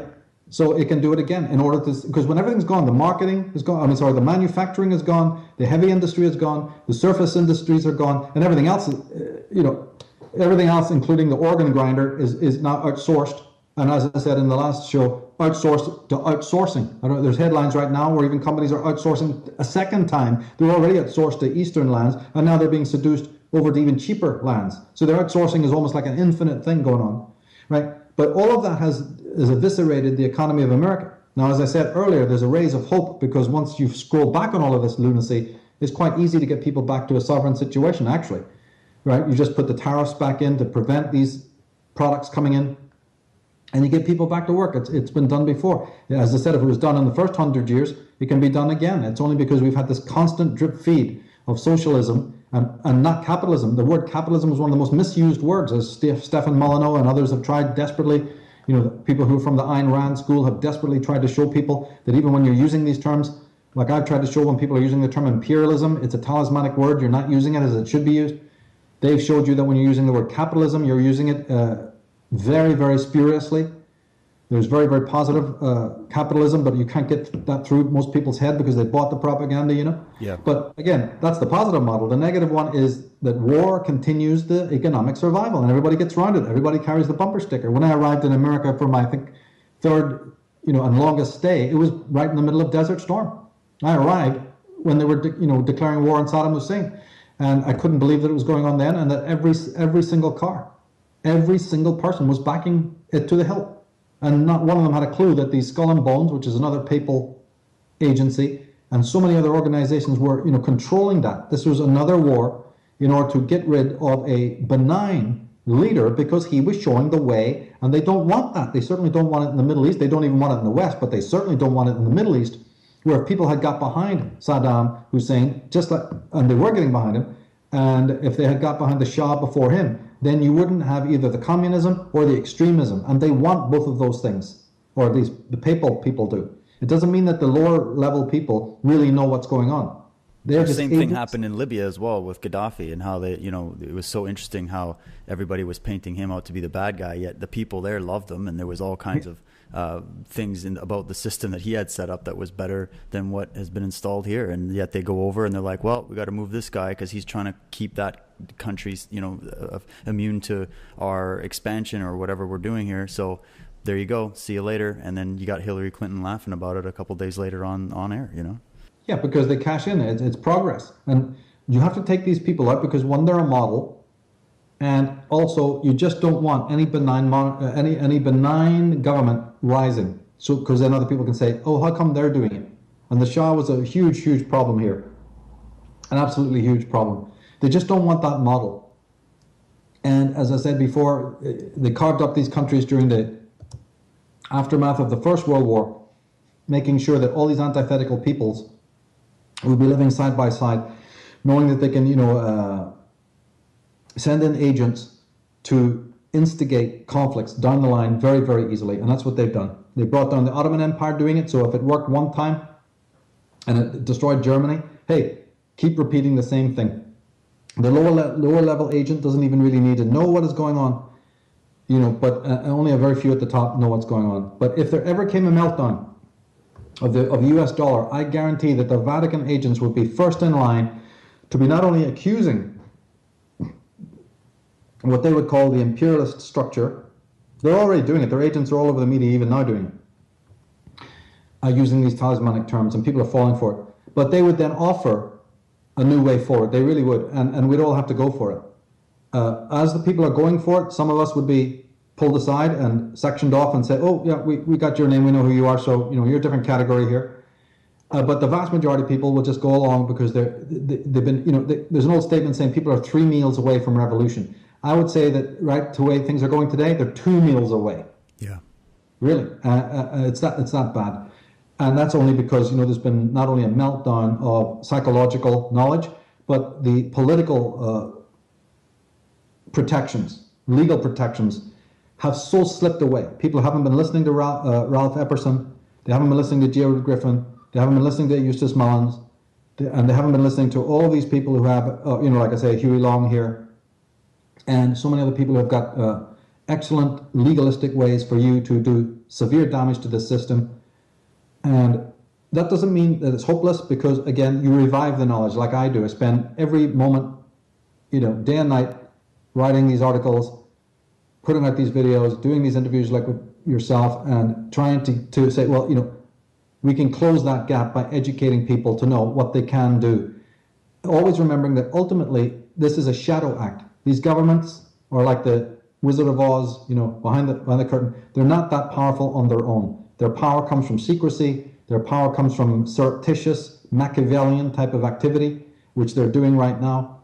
They're using the absolute hatred of the Muslim for the West as a particular means to an end, although it could easily get out of control. And again, on a lighter note though, you see, none of this would have even escalated. People would be much more vigilant to what's going on with this Islamic invasion. All this. They would all be much more vigilant if Christianity had been what it purports to be. And we're moving back into the sort of subject of religion stroke philosophy here. If Christianity, which has some very, very good parts, especially when it comes to morality, if it had ever been what it purports to be, and I mean on both the Catholic and the Protestant side, we would then be willing to support it, wouldn't we? And the previous generation, the sort of hippie generation, the 60s generation, wouldn't have had the fallout that it had. Now, I'm not a Christian, but I can say this clearly from a sociological point of view. And my critique, is covering all the denominations. That the Muslims and the Jews have a deep and intense hatred of Western culture. Not all, but a vast majority of them do. And that is clearly shown by, when you analyze their own dogmas and their own traditions. Now, how come it is that other cultures, in Japan and other countries, that also had been historically exploited by the West, they don't harbor the same overt hatred? The Iraqis didn't, and even a lot of the other countries that were exploited in Africa and all, they don't harbor that pathological hatred towards the West, even though they also suffered atrocity. Now, when you have this duplicity, after years and years and years of Western educated, rational people seeing the absolute, people like, say, loosely would be your Christopher Hitchens and your Richard Dawkins types, we can see their point. People like that see the abuses of Christianity all the way down through, and so they lose faith. So during the loss of faith of the good Christianity, it forced good people to lose their faith in Christianity and reject religion, right? Now, I'm not a religious person myself, but I see the historical consequences of this. In other words, when people became secularized, when they became focused on being progressive, when they became critics of religion, and they lost themselves more in secular issues and sort of debauchery and just, living for the moment, that kind of thing. Well, one thing is that they then replaced sort of Western religion with Eastern, right? We saw foreign elements entering. So this is part of the pestilence I'm talking about. Once the guard fell down and people lost faith in the Western forms of religion, then immediately foreign elements entered, both in a good way and a bad way, right? We saw immediately in the 60s that the entrance of these Eastern religious traditions, it had been happening before, but it really ramped up at that point.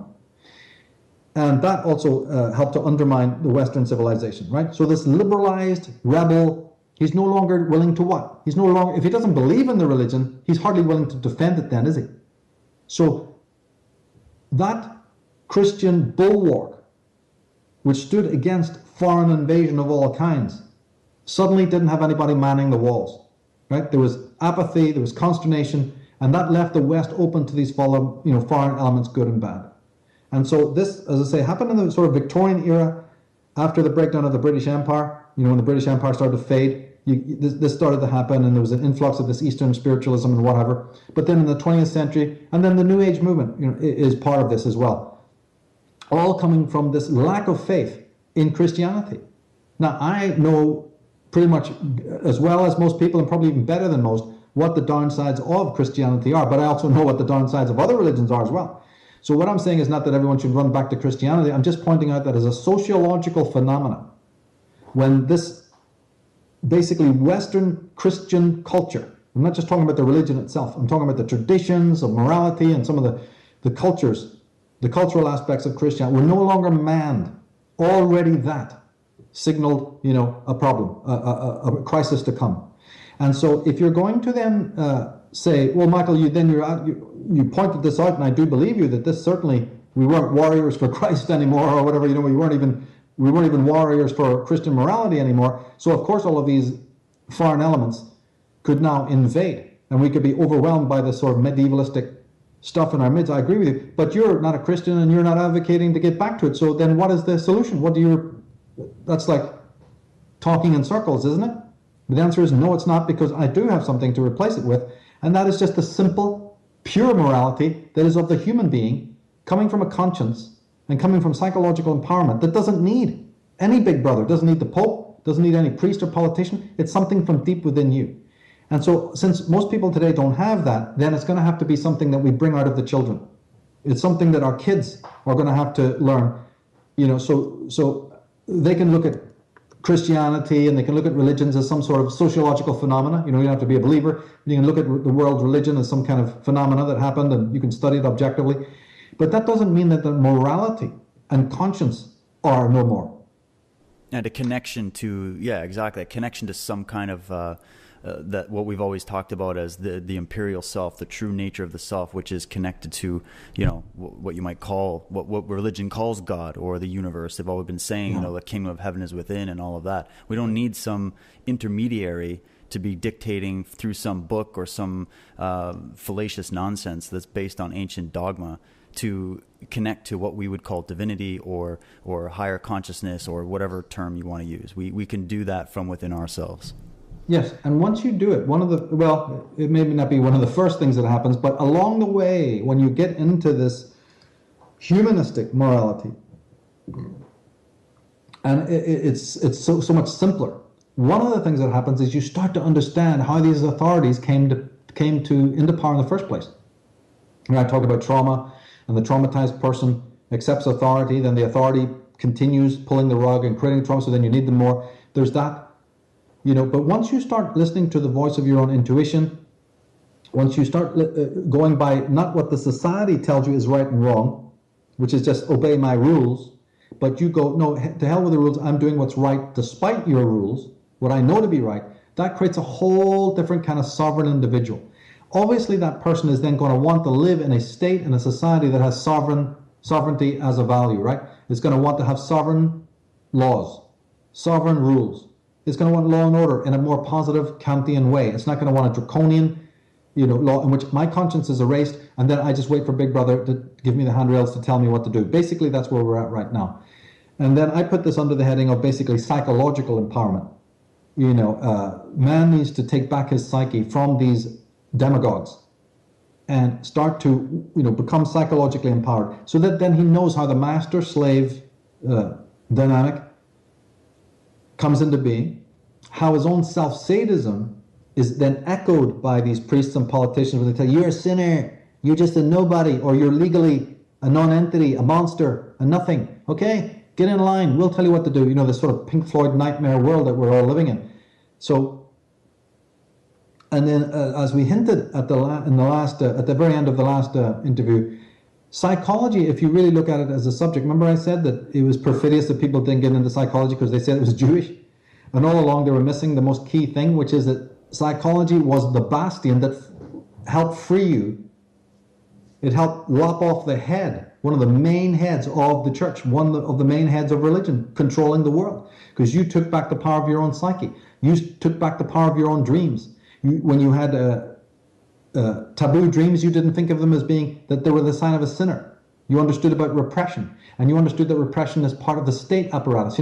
All these things that help free you. You understood that your parents become advocates of the oppressive state, and that your rebellion against authority was a very positive thing. And that even if the collective didn't do it under the guise of some party banner, at least if you did it on your own, it actually empowered you. Yeah, it could destroy you, you could crumble. But at the same time, if you managed to get through it, then you had a heroic feeling, you see? So all the things that psychology brought to us got us out of this insanity where we were demonizing ourselves. And once you've gone through that personal struggle, you're less likely to demonize another man who's going through it at the same time. You may not jump in altruistically to help him because you're not meant to. You're meant to let that person fall if they fall. But in religion, which has a collectivistic, altruistic ideology, then I'm meant to help my brother. Well, no, I'm not. He's meant to help himself. The Bible even says God helps him who helps himself first. So, but we've lost that. So the strength of character starts to wane through the years, and that's where we are right now. And then the trauma comes back. So when you see that traumatic things are happening on a political level, right, and everyone's sitting there passively doing nothing about it, it's because, don't you see, that how can they defend themselves against immigration or some other minor, crime rising in the streets? These are considered minor traumas if you compare them to the existential trauma, which is reading at DEFCON 1 within. So what happens is the defense mechanism that individuals use, right, to dampen and weaken existential trauma becomes the same mechanism by which you are able to handle social traumas that you downplay and you minimize. They shouldn't be minimized, but you're sewed up to your neck because of your lack of psychological knowledge. Well, that means that then there's a price to pay for that, which means that the self-sadism, right, continues to rise unabated. The feeling that you're a sinner, the feeling that you have no control over your own life, whatever it might be, rise to absolutely astronomical degrees, right? Your superego's under, it's racing, right? The wheels are spinning. It's like this incredible situation in which the engine is just ready to explode because it's trying to hold all of that chaos down. The same mechanism then is so primed to deal with this existential, inner, personal conflict that it can handle with no problem the headlines in the newspaper. And so that is the reason why all over the world, in Germany and in France and all these countries, you see so little in the way of people getting up to go out there and say, I'm enraged. I have the blue flame of anger. I'm going to get out there and chain myself to a fence and get my fellows to come with me and we're going to stop this. Where is this apathy coming from that didn't exist since, decades ago? Well, it's part of this whole modern era. The astrology shows you it, and psychology shows you it, that we had psychology to help us break away from some of the most incredible design, mind control, and we haven't been using it. We poo-poo it. We throw it aside. We don't want to listen. That's why I have it as a center, often of my own work. Now, does that mean that there's no limitations to psychology? Of course there is. I mean, can I really know another person's psychology because I know myself? Well, probably, well, maybe not. I don't know that. No. So there's not that psychology is perfect. Psychology is based on the idea that if I, as an analyst or a highly psychologicalized person, know myself very well, I may gain insight into other people. And there's critics who say, I don't know if that's true, but they don't deny it. But I then say, okay, maybe even if there's limits to psychology, it's still a vitally important subject and process. Because as I said, it helps you to uncover your underlying fears, your underlying anxieties, and any other syndrome that forces you to accept religious dogma, irrationalism. Well, it'd be good if people became their own psychologists in a way. I mean, to be able to analyze on that individual level. I know that's asking a lot, but this is really the way forward for people that really want to have what they call freedom, is that you maybe start out with having someone there as a guide. I mean, I kind of think of it like when I first started training martial arts, I knew nothing about it. I needed a guide. I needed a sensei, right, to come in and show me the basics and help me get on my feet. But now that I became, black belt and I have my own, I now want to express myself. Funny enough, I had to really struggle to break away from that collectivized mold that says, no, you need to have a master. You need to have somebody telling you what to do. You need to have somebody above you dictating down. And I said, well, no, I'm at the point now where I can spread my wings and fly by myself. And I want to go and express it in my own unique way and find out my own way of doing things. And I've got the training wheels are off now. Thank you very much. Let's move on. That was my gateway to feeling truly free in my practice. And I guess the same thing happens psychologically. You need someone in the beginning as a guide that has way more experience and can give you some insight and can offer some help, just like we offer teens and kids and whatnot. But then when you become an adult, when you get past that, the training wheels come off and you have to be able to become your own mentor, like what someone like Krishnamurti is talking about. No guru, no savior, no master, no, just you. You are the one that this is all about, and you're the one that's going to dictate where your head's at, right? And Bruce Lee, didn't he say it? Oh, and everything he said and did, absolutely. Yeah, well, his system, Jeet Kune Do, was a hybrid of all the other people's systems, wasn't it? Oh, totally. It was not something that was ever before, and he was criticized for it. He had to literally fight like an underground whatever in order to defend his theory and prove himself constantly to these triads and these groups, these gangs, and these martial art families that had sort of a control over the entire thing that was going on. They didn't want him bringing Eastern ideas to the West. They didn't want him sharing this and telling people, don't have fixed stances, don't have senseis, go and train and learn yourself and express yourself and all that. They didn't want someone out there doing that, which is why he was another character who was also highly demonized. And that was born out of the hatred of the West. He was a man who was a humanitarian. He didn't care about East or West or if you were pink, blue or whatever, but they did. So they didn't want white men like Chuck Norris and others to see learning these techniques, did they? So this is, again, the prejudice. But to see the sane man realizes, by what am I controlled? And the sane man says, I rather would operate by my own feelings, by my own reason, by my own emotion, choose my own course and steer it, make my own mistakes, and also enjoy my own successes, rather than be always using the handrails, and the dicta set down by other people, which is what happens when you're under the power of a religion. The unsane man says, no way, I want to demonize that man who does that, who's an individual. I'm okay with all of this automatic, robotic type of life with the dicta set down by somebody else, you see? And psychology is important because it is one of the most powerful releases from that. Because remember, it also, psychology's priority, right, is like you said earlier, the imperial self, not the soul, this strange metaphysical, unseeable, unknowable, unempirical phenomena or property. It's the self, which is empirical. You are the self. But that self is riddled with fear, riddled with guilt, riddled with self-blame, riddled with a desire to conform. It's been beaten into us from the school onwards, by the parents onwards, right? Psychology sets you free from that, because if you're one of these people who's under those kinds of control, then religion is for you, right? But the psychological is to show you, no. This totemic power that this church has is because you fear death. It knows that there's an ontological fear of death. And so if it can promise you immortality, omnipotence, or a God that is omnipotent, and all that stuff, you'll go for it, because you have not dealt with the underlying fear of life, fear of death. And if you have the fear of death, then you have no love of life.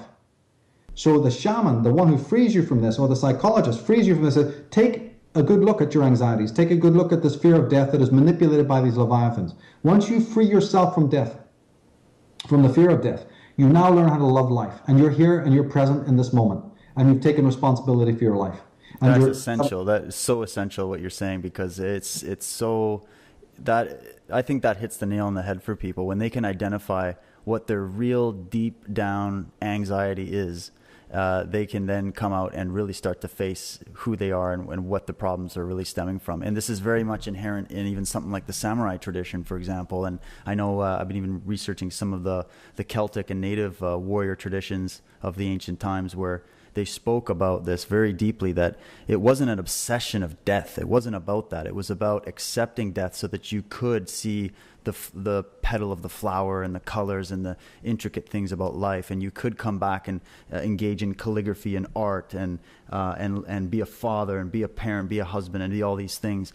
And then when you need to turn on the warrior, you open up that door, the warrior comes out, it vanquishes the enemy, and then it comes back and back to painting, and you've got this system. And they were very realistic about it, which I like, because many, like you see these Islamists, they're just militarized, period. They're just accessing the reptilian brain. That's it. There is zero intelligence there. There's zero tactic. There's zero conscience there. That's why it's so bloody, mayhemic. It's not realistic at all. It's not intelligent. And so when you're looking at this, I think that what you just said is got to be clear to people.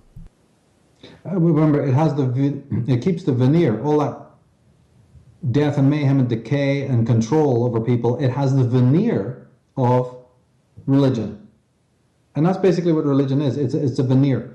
It doesn't want you to really uncover the motives, the underlying fear, the guilt, the self-blame, the desire for conformity, all of that stuff.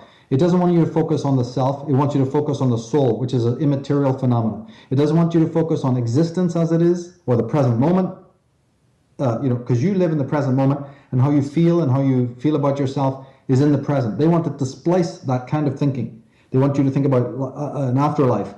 They want to think of what guilty things you may have done in the past that caused you the suffering now. All of which is okay, because remember, psychology certainly doesn't prove the existence of the soul or disprove it any more than a religion does. They're equal on that level. Psychology isn't a cure-all. I'm not saying that. Nor am I saying that through psychology, you're going to prove or disprove immortality. But what psychology does give you is it gives you your life back. It gives you your life as a being here and now, independent of anything. And it strengthens that individual call so that you're using that. And once you start using that, once you start getting in touch with your own, underlying conscience or your will, whatever you want to call it, it's at that point that you become sane. And it becomes at that point that real miracles start to happen. When you believe in the supernatural stuff, no, it doesn't happen. That's just auto-hypnotism. And it's mostly the power of the crowd, like you see in these churches where they're all going tearful and what have you, and all the other religious institutions. It's all based on collectivism, in which that collective battery, not your individual personality, you see, is doing what it does. And it's really despicable when you really get into it, you see. But unfortunately, as long as people resist true individuality, and then they will always have some kind of demagogue to lead them.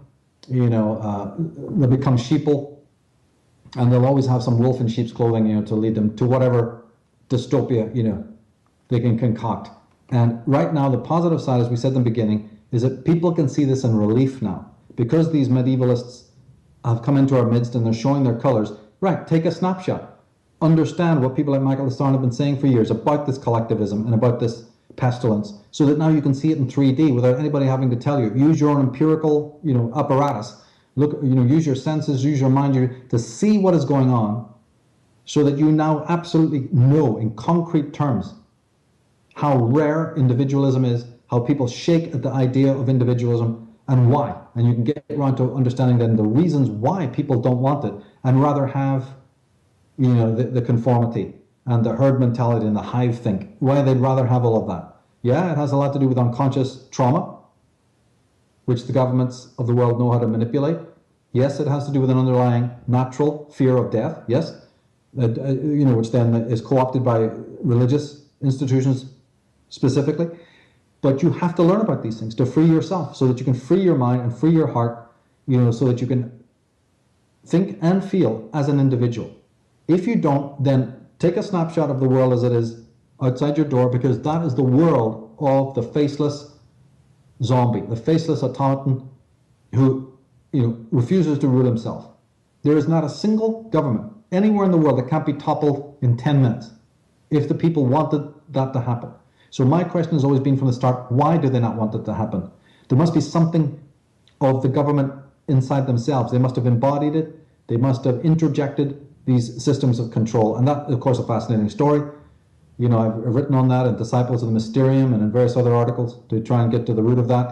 People can visit my Michael Tsarion website. There's articles there, like the very first one, Weapons of Mass Destruction Found, and we explore this question in a lot of works, because the Ordo Ab Chao does work on the social level, yeah, and certainly false flags, or they have 101 different ways of bringing that about. But Ordo Ab Chao works primarily on the inner level. If you're in inner chaos, then you'll cry out for that draconian order. And whereas you may not have as much responsibility over what happens in a distant land, you have absolutely responsibility what happens within your own skin. So it always is going to matter of how you become a psychological entity, how you gain the psychological sovereignty. And once you have that psychic sovereignty, it doesn't matter to you if you're living in Tent City. It doesn't matter if they incarcerate you. You know why? Because you'll turn that entire institution into a force for good. The great man, they will never arrest him and put him where he can do damage. Because if he's articulate and he's smart, he will convert the entire institution to bringing down the government. So you are a power then wherever you go. They don't want to put you even in a waiting room with 5 people, because you can obliterate their bullshit. You can get right down into their own personal existential suffering and show them the reasons why. It won't take 5 minutes, but it will happen, because you've seen the truth. You've been there, and you've come back from the other side of the mountain, and you've done your homework, and nobody, no intellect can stand up against you. It's like if the entire room is black and you walk in there with a candle or you light a match or something, it just obliterates that darkness in a second. It's just a single source. It's a single action. And it could be, like I said, the entire influence of people around you or the institutions around you could be in a state of ignorance or whatever. But the minute you turn a light on, you watch how it flees instantly, So people shouldn't be thinking that they don't have any kind of power in this situation. Oh, no. And remember, the more and more that some external conflict takes place, there is a tendency to give that priority and you slip further away from your inner work. So one of my messages is to continue people doing, no matter what fears are out there. In fact, the more fear that's out there, the more trauma that's out there, it's actually, in one way, a good lesson to learn how to, find the still point. Now, actually, when you actually find it, you find it's not still at all, but for it's a very active thing, by the way, but it's, right. It can be described as a still point, given that you're no longer being buffeted by the fears and the anxieties and the self-negation and the self-sadism, which is predominant in the world. And the religion just makes it worse. But when there's these external tragedies and travesties, and when you see the lunacy of other people, the comments that they're dealing with, we're just going to continue doing the same old thing, you must then look into their psyche and see what kind of people must they be, where they can't even learn from the lessons of history. They can't even learn when the wolves are at the door. It's incredible. So when you become a psychological person, it is empowering, because then you start to see the profile of other people as well. And even though they be in power or with the illusion of power, you actually understand what the real power is. And as I said before, if it should be that you actually do end up in tent city, nothing will change for you. If you end up scrubbing out toilets, you'll do it with a smile. Because you know what? You're in your place and you are indifferent to the calamity around you. Just like Nostradamus standing in the middle of the square, bringing water from the well, stripping off his clothes and washing himself of all the infection. There's many metaphors in there. And that is the man of sovereignty. So he says, systems, they come and go. Governors and politicians, hey, I've seen them come and go. Gods, hey, there's dozens. They come and go. Man is eternal. Man's thinking, the living moment is eternal. Morality and virtue is eternal.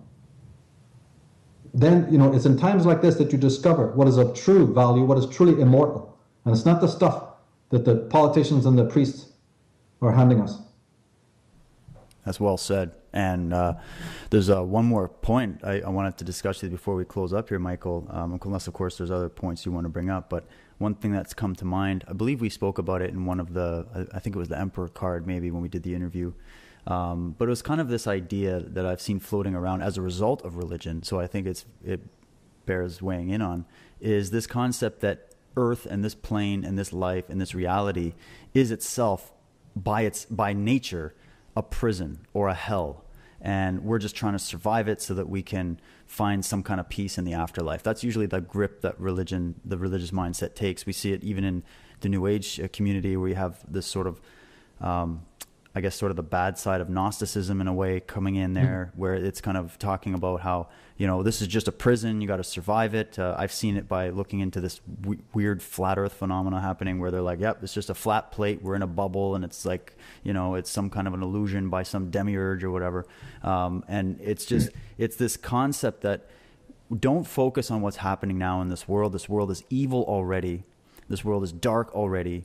Just focus on, being a good Christian or being a good Jew or being a good whatever Buddhist.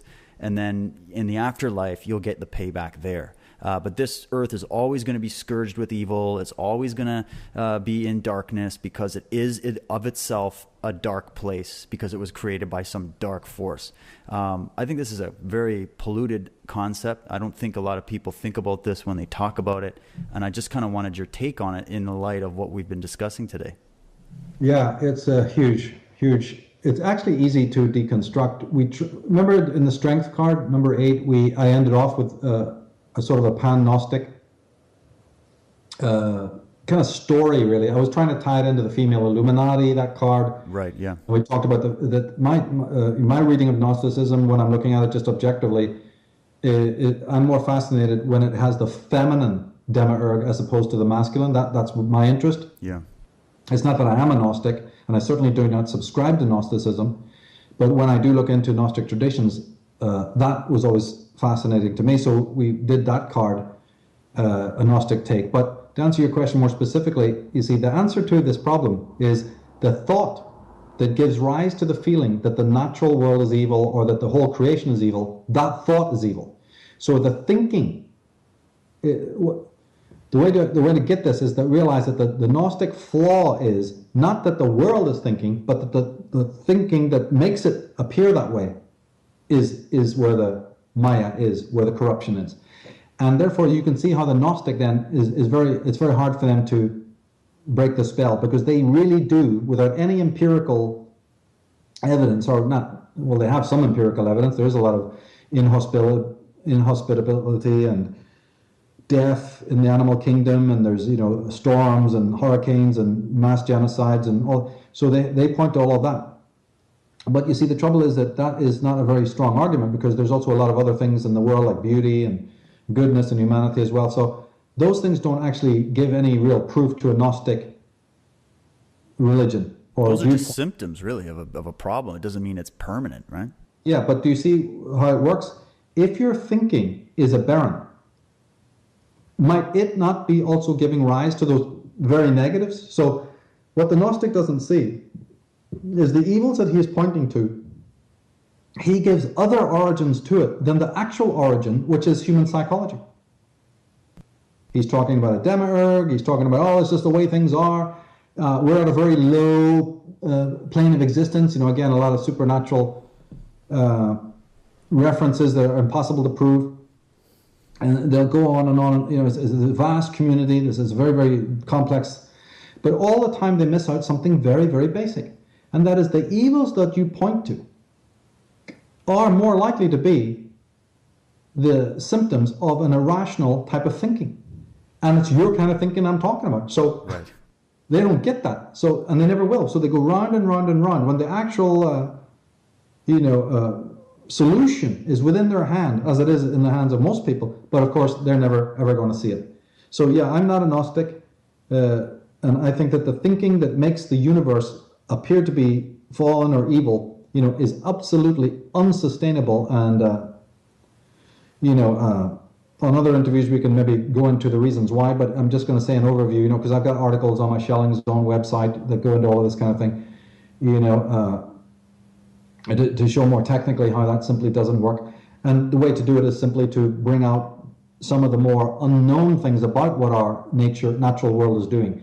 Our grasp of what the natural world is doing is very, very paltry today, partly as a result of the materialistic, positivistic, pragmatistic sciences that we've had, you know, which are deeply flawed.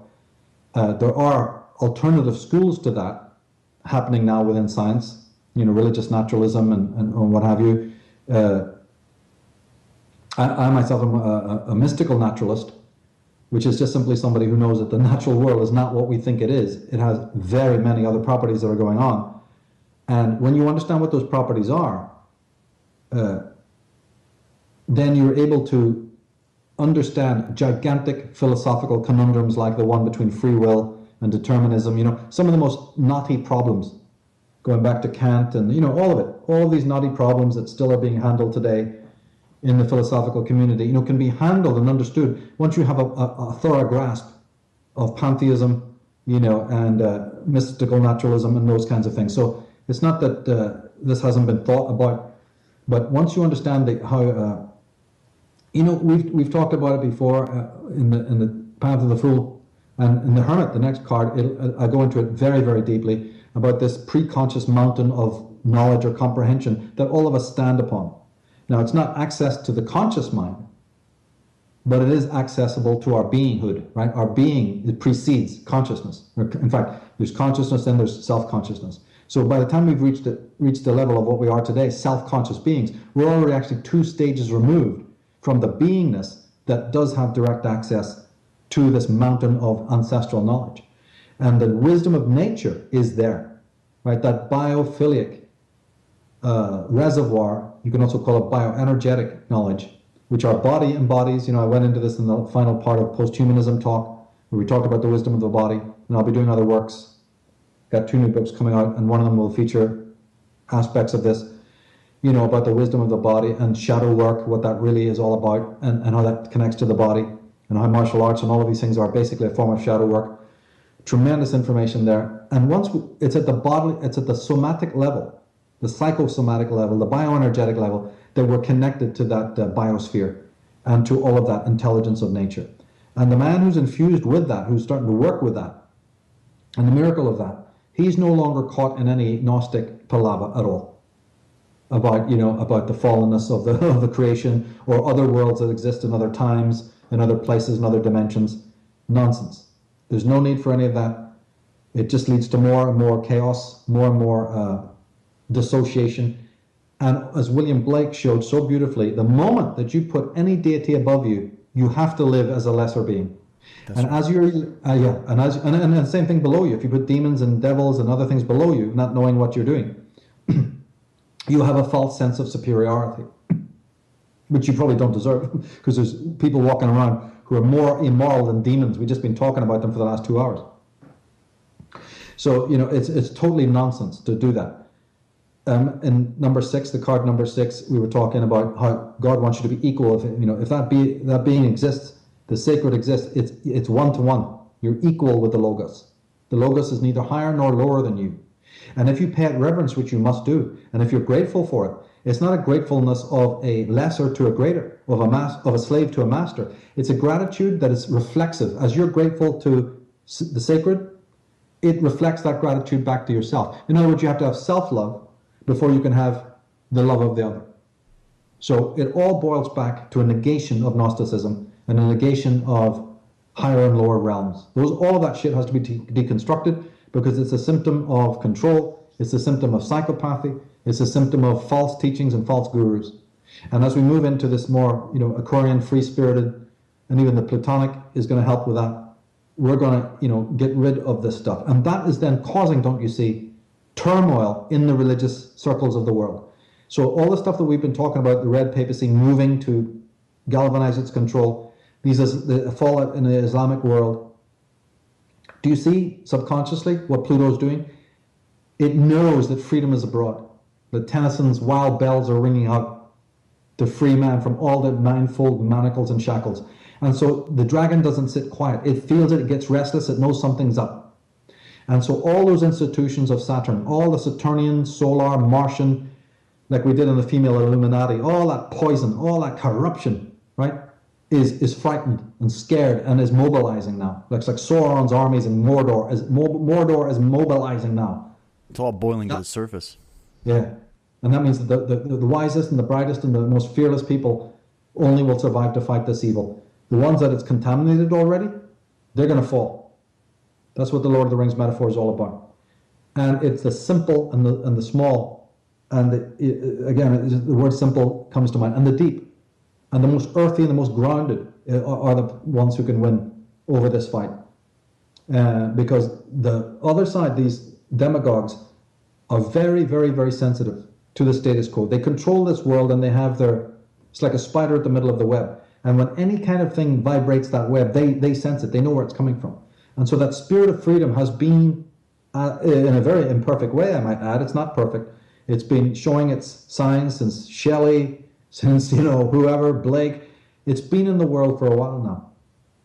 But now it's trying to move, and it's trying to shake up things. And so the other side resists this affront to their power. And so we have to be very aware of these bigger pictures, aware of history, aware of psychology, to know how they might work on us now, even on a social, national level, how the bigger power of the Vatican, which has seen so many epochs and ethoses come and go, it has libraries of knowledge about how to control us. And so it's going to be some very dark work, shadow work. Really, we have to really acclimatize our eyes to the darkness. It's a good thing, not a bad thing. So when darkness comes down on us, it just sharpens our eyesight and makes us it makes us better hunters, because what we're tracking is a predator in the long grass. And unless you have enormous skill, and unless you have the ability to burn down that grass, the predator will never be destroyed. You've got to be able to see through its camouflage. So that's what the Red Papacy article does, and then there's other philosophical takes on the same concept coming in with people who have that kind of insight, like you say, to see through the lunacy of not just Orthodox religion. That's not that. That's hard for some people, easier for others. But then there's this other more subtle forms of control coming out of the Eastern traditions, coming out of, these Gnosticisms. They also have to be seen for what they are. And they have to be rejected by sane people as well. You're not going to get to the pure, unadulterated truths and philosophies, that have come out of German mysticism or German romanticism and one or two other schools, of course. But you're not going to get to all of that. And you're certainly not going to be able to appreciate it for what it is, unless all this other nonsense that has been spawned in its wake, you can see how rabid it is. And even those people who've seen how rotten it is, they throw it down, but then they don't pick up the other. It's no good realizing that something's negative and say, oh, well, I've worked that out now, it's not for me. And then walking around as some sort of agnostic or some sort of, what do they call them, apotheistics, where you don't care one way or the other. Yeah, which is a lot of people, sadly enough. I think it's just because they're overloaded. They don't know where to go. They have, like you said, there's no inner direction. They weren't raised to have any kind of connection to who they really are and all that. So they're just shattered, and they've looked at all these different.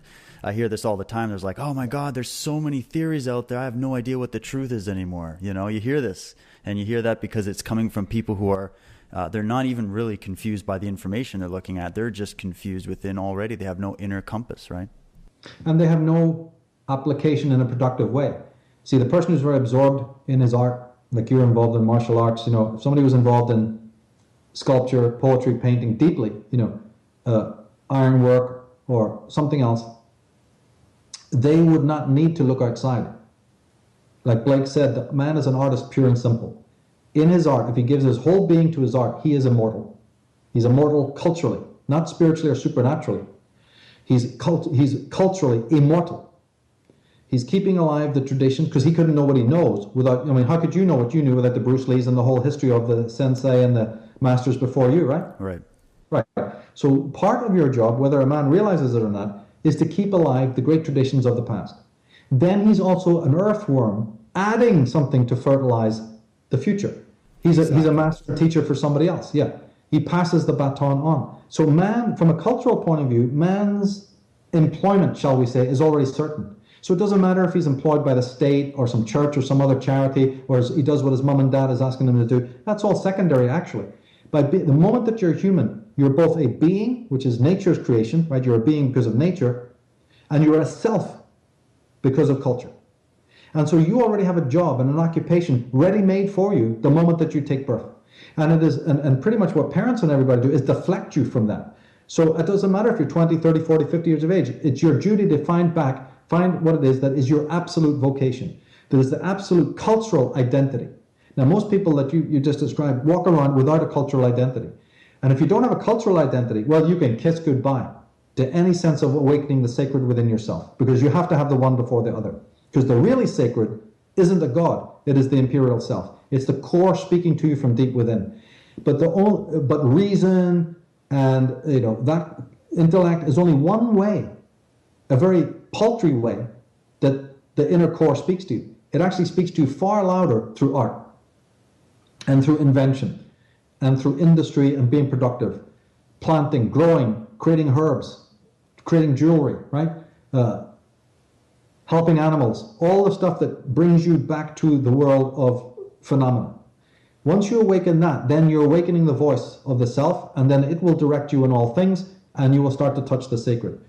When you're not doing that, then you need what the churches are dispensing. Now you have a vacuum and an abscess to fill, and sure enough, that's where religion comes in, that's where all that towel head stuff in the East comes in, that's where all the other pestilence comes in. Because now they're going to offer you the simulacra for the sacredness within. So my work has never deviated, as you know, from that. It's never deviated from the psychological and from this concept of psychic sovereignty and psychic immunity. You have to have it, and then also the productivity to get involved with something that you love simply for its own sake, something you can do behind the door where other people don't need to know about it, painting, drawing, making collages, doing something for your own sustenance because you like it. Then you have your other stuff that you do, for professional reasons and to earn your living and all of those kinds of things. But what does a man do? What does a woman do? We're behind closed doors for the love of it.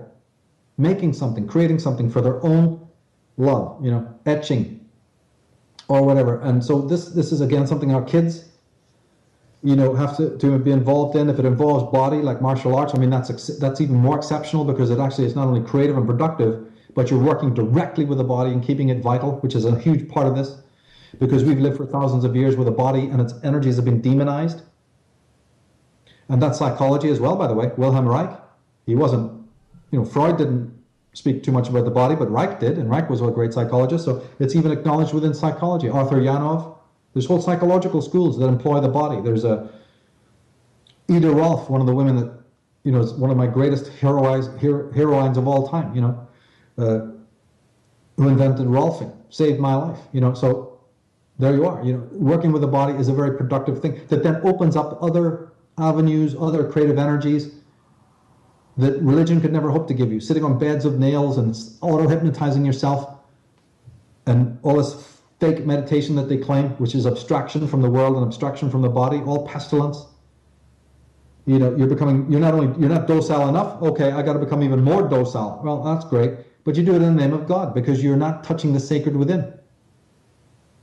And you're collectivizing your mind, and you're auto-hypnotizing yourself. And once you've auto-hypnotized yourself because of some system that some guru has handed you, well, then the rest is easy. Now you're talking to gods and talking to angels. Of course you are, because once you start off, once the process of auto-hypnotization starts, it doesn't have an end. And you believe whatever phantasmagoria the mind can throw up. It's done it on an individual level, and it's done it collectively for centuries. But the hallmark of the wrong system is denial of nature, denial of the body, that kind of emaciation, collectivism. Once you spot that, run. Lack of individualism, and also lack of productivity. Like the average Christian, I'm not going to produce anything. Sure, the world's nothing. The world's just a veil of tears. I just can't wait to get out of it. Well, you just arrived. Yeah, I can know that, but I just can't wait to get out of it. Right. Okay. Yeah, I see the point. Yeah. Okay. Yeah, you're in the world, but you're not facing that fact. Somebody's told you it's a veil of tears. You accept it and go, well, I just can't wait to get out of it. Well, you're going to take yourself with you when you go to the other place, aren't you? Right. So then if you're a hollow, empty, vacuous person, why would God want you? Exactly. It's utter lunacy. Now, the man who doesn't want himself suddenly believes that a God is going to want them. He doesn't believe that by positing the God, you became a nothing. When you posit somebody higher than yourself or a being, you must always live in an inferior status to that. And therefore your problems begin. And you can't even come up to what humanness is. You can't even become what the human is. You haven't even matriculated what the human is. You're living on your, like I said, you're on all fours. And if the Sky Father doesn't work for you, hey, we got a big brother or big uncle in the political sense. Let this demagogue tell me what is, I need to be doing. And whole nations are under this thrall. Whole nations that used to be the embodiment of the Anglo-Saxon spirit of individualism have fallen below the level of the Stone Age. And they're paying the price. You see, we see right now, that's why I say people should take Polaroids, do it objectively, watch what you're doing, and remember not only the bigger historical canvas behind it, but remember the philosophical and psychological component here, so that you have the education of a lifetime, that you've come to this planet and you really are looking at learning something. Painful, yeah, it is. You want to cry some tears, go ahead, it's right to do so. But also remain objective, have that detachment to be able to look at what's going on and analyze it and see what that means for your own life. Because in the greater circus of what's going on around you, in that greater theater, you get to understand something spiritual. None of this is disconnected to your spiritual life, but not as the churches want you to know. They're just looking for conformity. They're just looking to get their own vendetta. As I said, the West broke away, so they're just moving out of pure hatred to undermine all the Western cultures. And if they can use a horde of Islamics to come in and burn the Shakespeares and burn the William Blakes, what do they care? They don't like all that free art. They don't like Van Gogh, and they don't like Cézanne, and they don't like Rembrandt, and they don't want all of that because that's all free. They don't like Dürer, so they don't like any of those traditions because they're all flaunted in the face of the church. It wasn't otherworldly enough. What's this guy doing painting a jug? Yeah. And some flowers. How dare he? That's of the world, don't you know? So, you see what I mean? There's an ire that has never been forgotten. hidden in the dark recesses of this big bestial consciousness. And it's now taking revenge, thinking that they're all weak enough, they're all been made affluent enough, and so they're moving in for the kill. And you have to be optimistic, because there's always a flaw. When they move like this, they show their coattails, they show their petticoats, and that's for us to take then snapshots and go, look at that, track that back, find that out, and you have to do it from a quite neutral territory. And it is partly political, it's partly psychological, it's partly religious, it's partly cosmological. There's all sorts of tie-ins here. But this is what it's all about. This is the great journey. And one has to look at the entire kaleidoscope of it. And, acclimatize your eyes, so that you can have this psychic immunity that is absolutely vital, so that then all these institutions of control can be removed from your life, so that the true flow of bioenergy, which is the real sacred, can start to speak within you, and then you're free. Even if you end up living up a tree somewhere, it doesn't matter, because you're one with what is. You're one with your own imperial self. And that's when the real miracles, start. And you don't need handouts from anybody at that point. Wow. Yeah, that definitely speaks to me. And I think that's a great place to put the pause button on this for now, Michael, because I think when we've covered this and given sort of a bigger picture here, so the people that are looking at this can really grasp the huge aspects that we were able to expose here, as well as I like how we were able to get into this on an individual level and really have people understand the solution lies within. The solution lies within what you're doing. And I think that these were very, very important points to bring out. I resonate with the idea of, looking at some of the writings of people that have been incarcerated in solitary confinement or been locked away in dungeons and have written some of the most beautiful poetry or the most beautiful writings on freedom and liberty and all of that. And it just kind of goes to show that when humanity gets pushed to the brink, it's as if that's what needs to happen. We got to get pushed to the edge sometimes in order to remember the truth, remember who we are, and remember, what freedom really is. And not just establishing ourselves in some collective, like you see even in looking at some of the study of Islam or any of these religions, where it all becomes very much about just following some book or following what somebody says is the correct way to punish people or the correct way to bring light to the world. That is where the disease starts. And then these toxic ideologies can get in. So for those listening, you need to take back your own mind, your own sovereignty, recognize that this is a war on consciousness, ultimately. And if we can become warriors within and really awaken that ability to put a line in the sand, to stand for what you believe in, regardless of what the status quo is doing, regardless of what everybody else out there is telling you. If you have the sand to take that kind of a stand, then you're going to have these higher forces coming to your aid, and you need not be afraid. So that's just what I think. And Michael, I really want to thank you for your time and your comments today. Well, thank you very much. And again, my last word to people is try to be okay with deconstruction. When I've always said from the start, you shouldn't be all right with injustice, and you shouldn't be all right with anti-human institutions. So when you see them cracking from within, imploding, be okay with it. Be okay with deconstruction. Get with that gig. It's plutonic.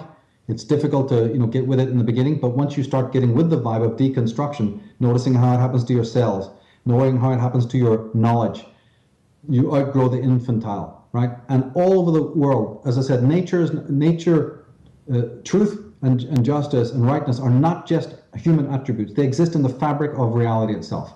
And when those forces start to move to create balance again, get out of the way. Don't lament it. Don't cry. Don't be all frozen with fear and start chewing the carpet. Actually try to get with that spirit. So when I look at all of this, mayhem and chaos, I say it's okay, because those were rotten institutions to begin with, and the sooner they're gone, the sooner the spirit of true individual freedom and sovereignty, and humanhood can rise. Absolutely. Well, thank you. Thanks, again. David. Really appreciate the time, mate. Yeah, no, anytime. And we'll do some more as things go. I appreciate all the work you're doing, Michael, and you're more than welcome anytime. And thanks to those listening in. Thanks for keeping an open mind. And definitely check out the links and the sources that we've been trying to provide and put out there.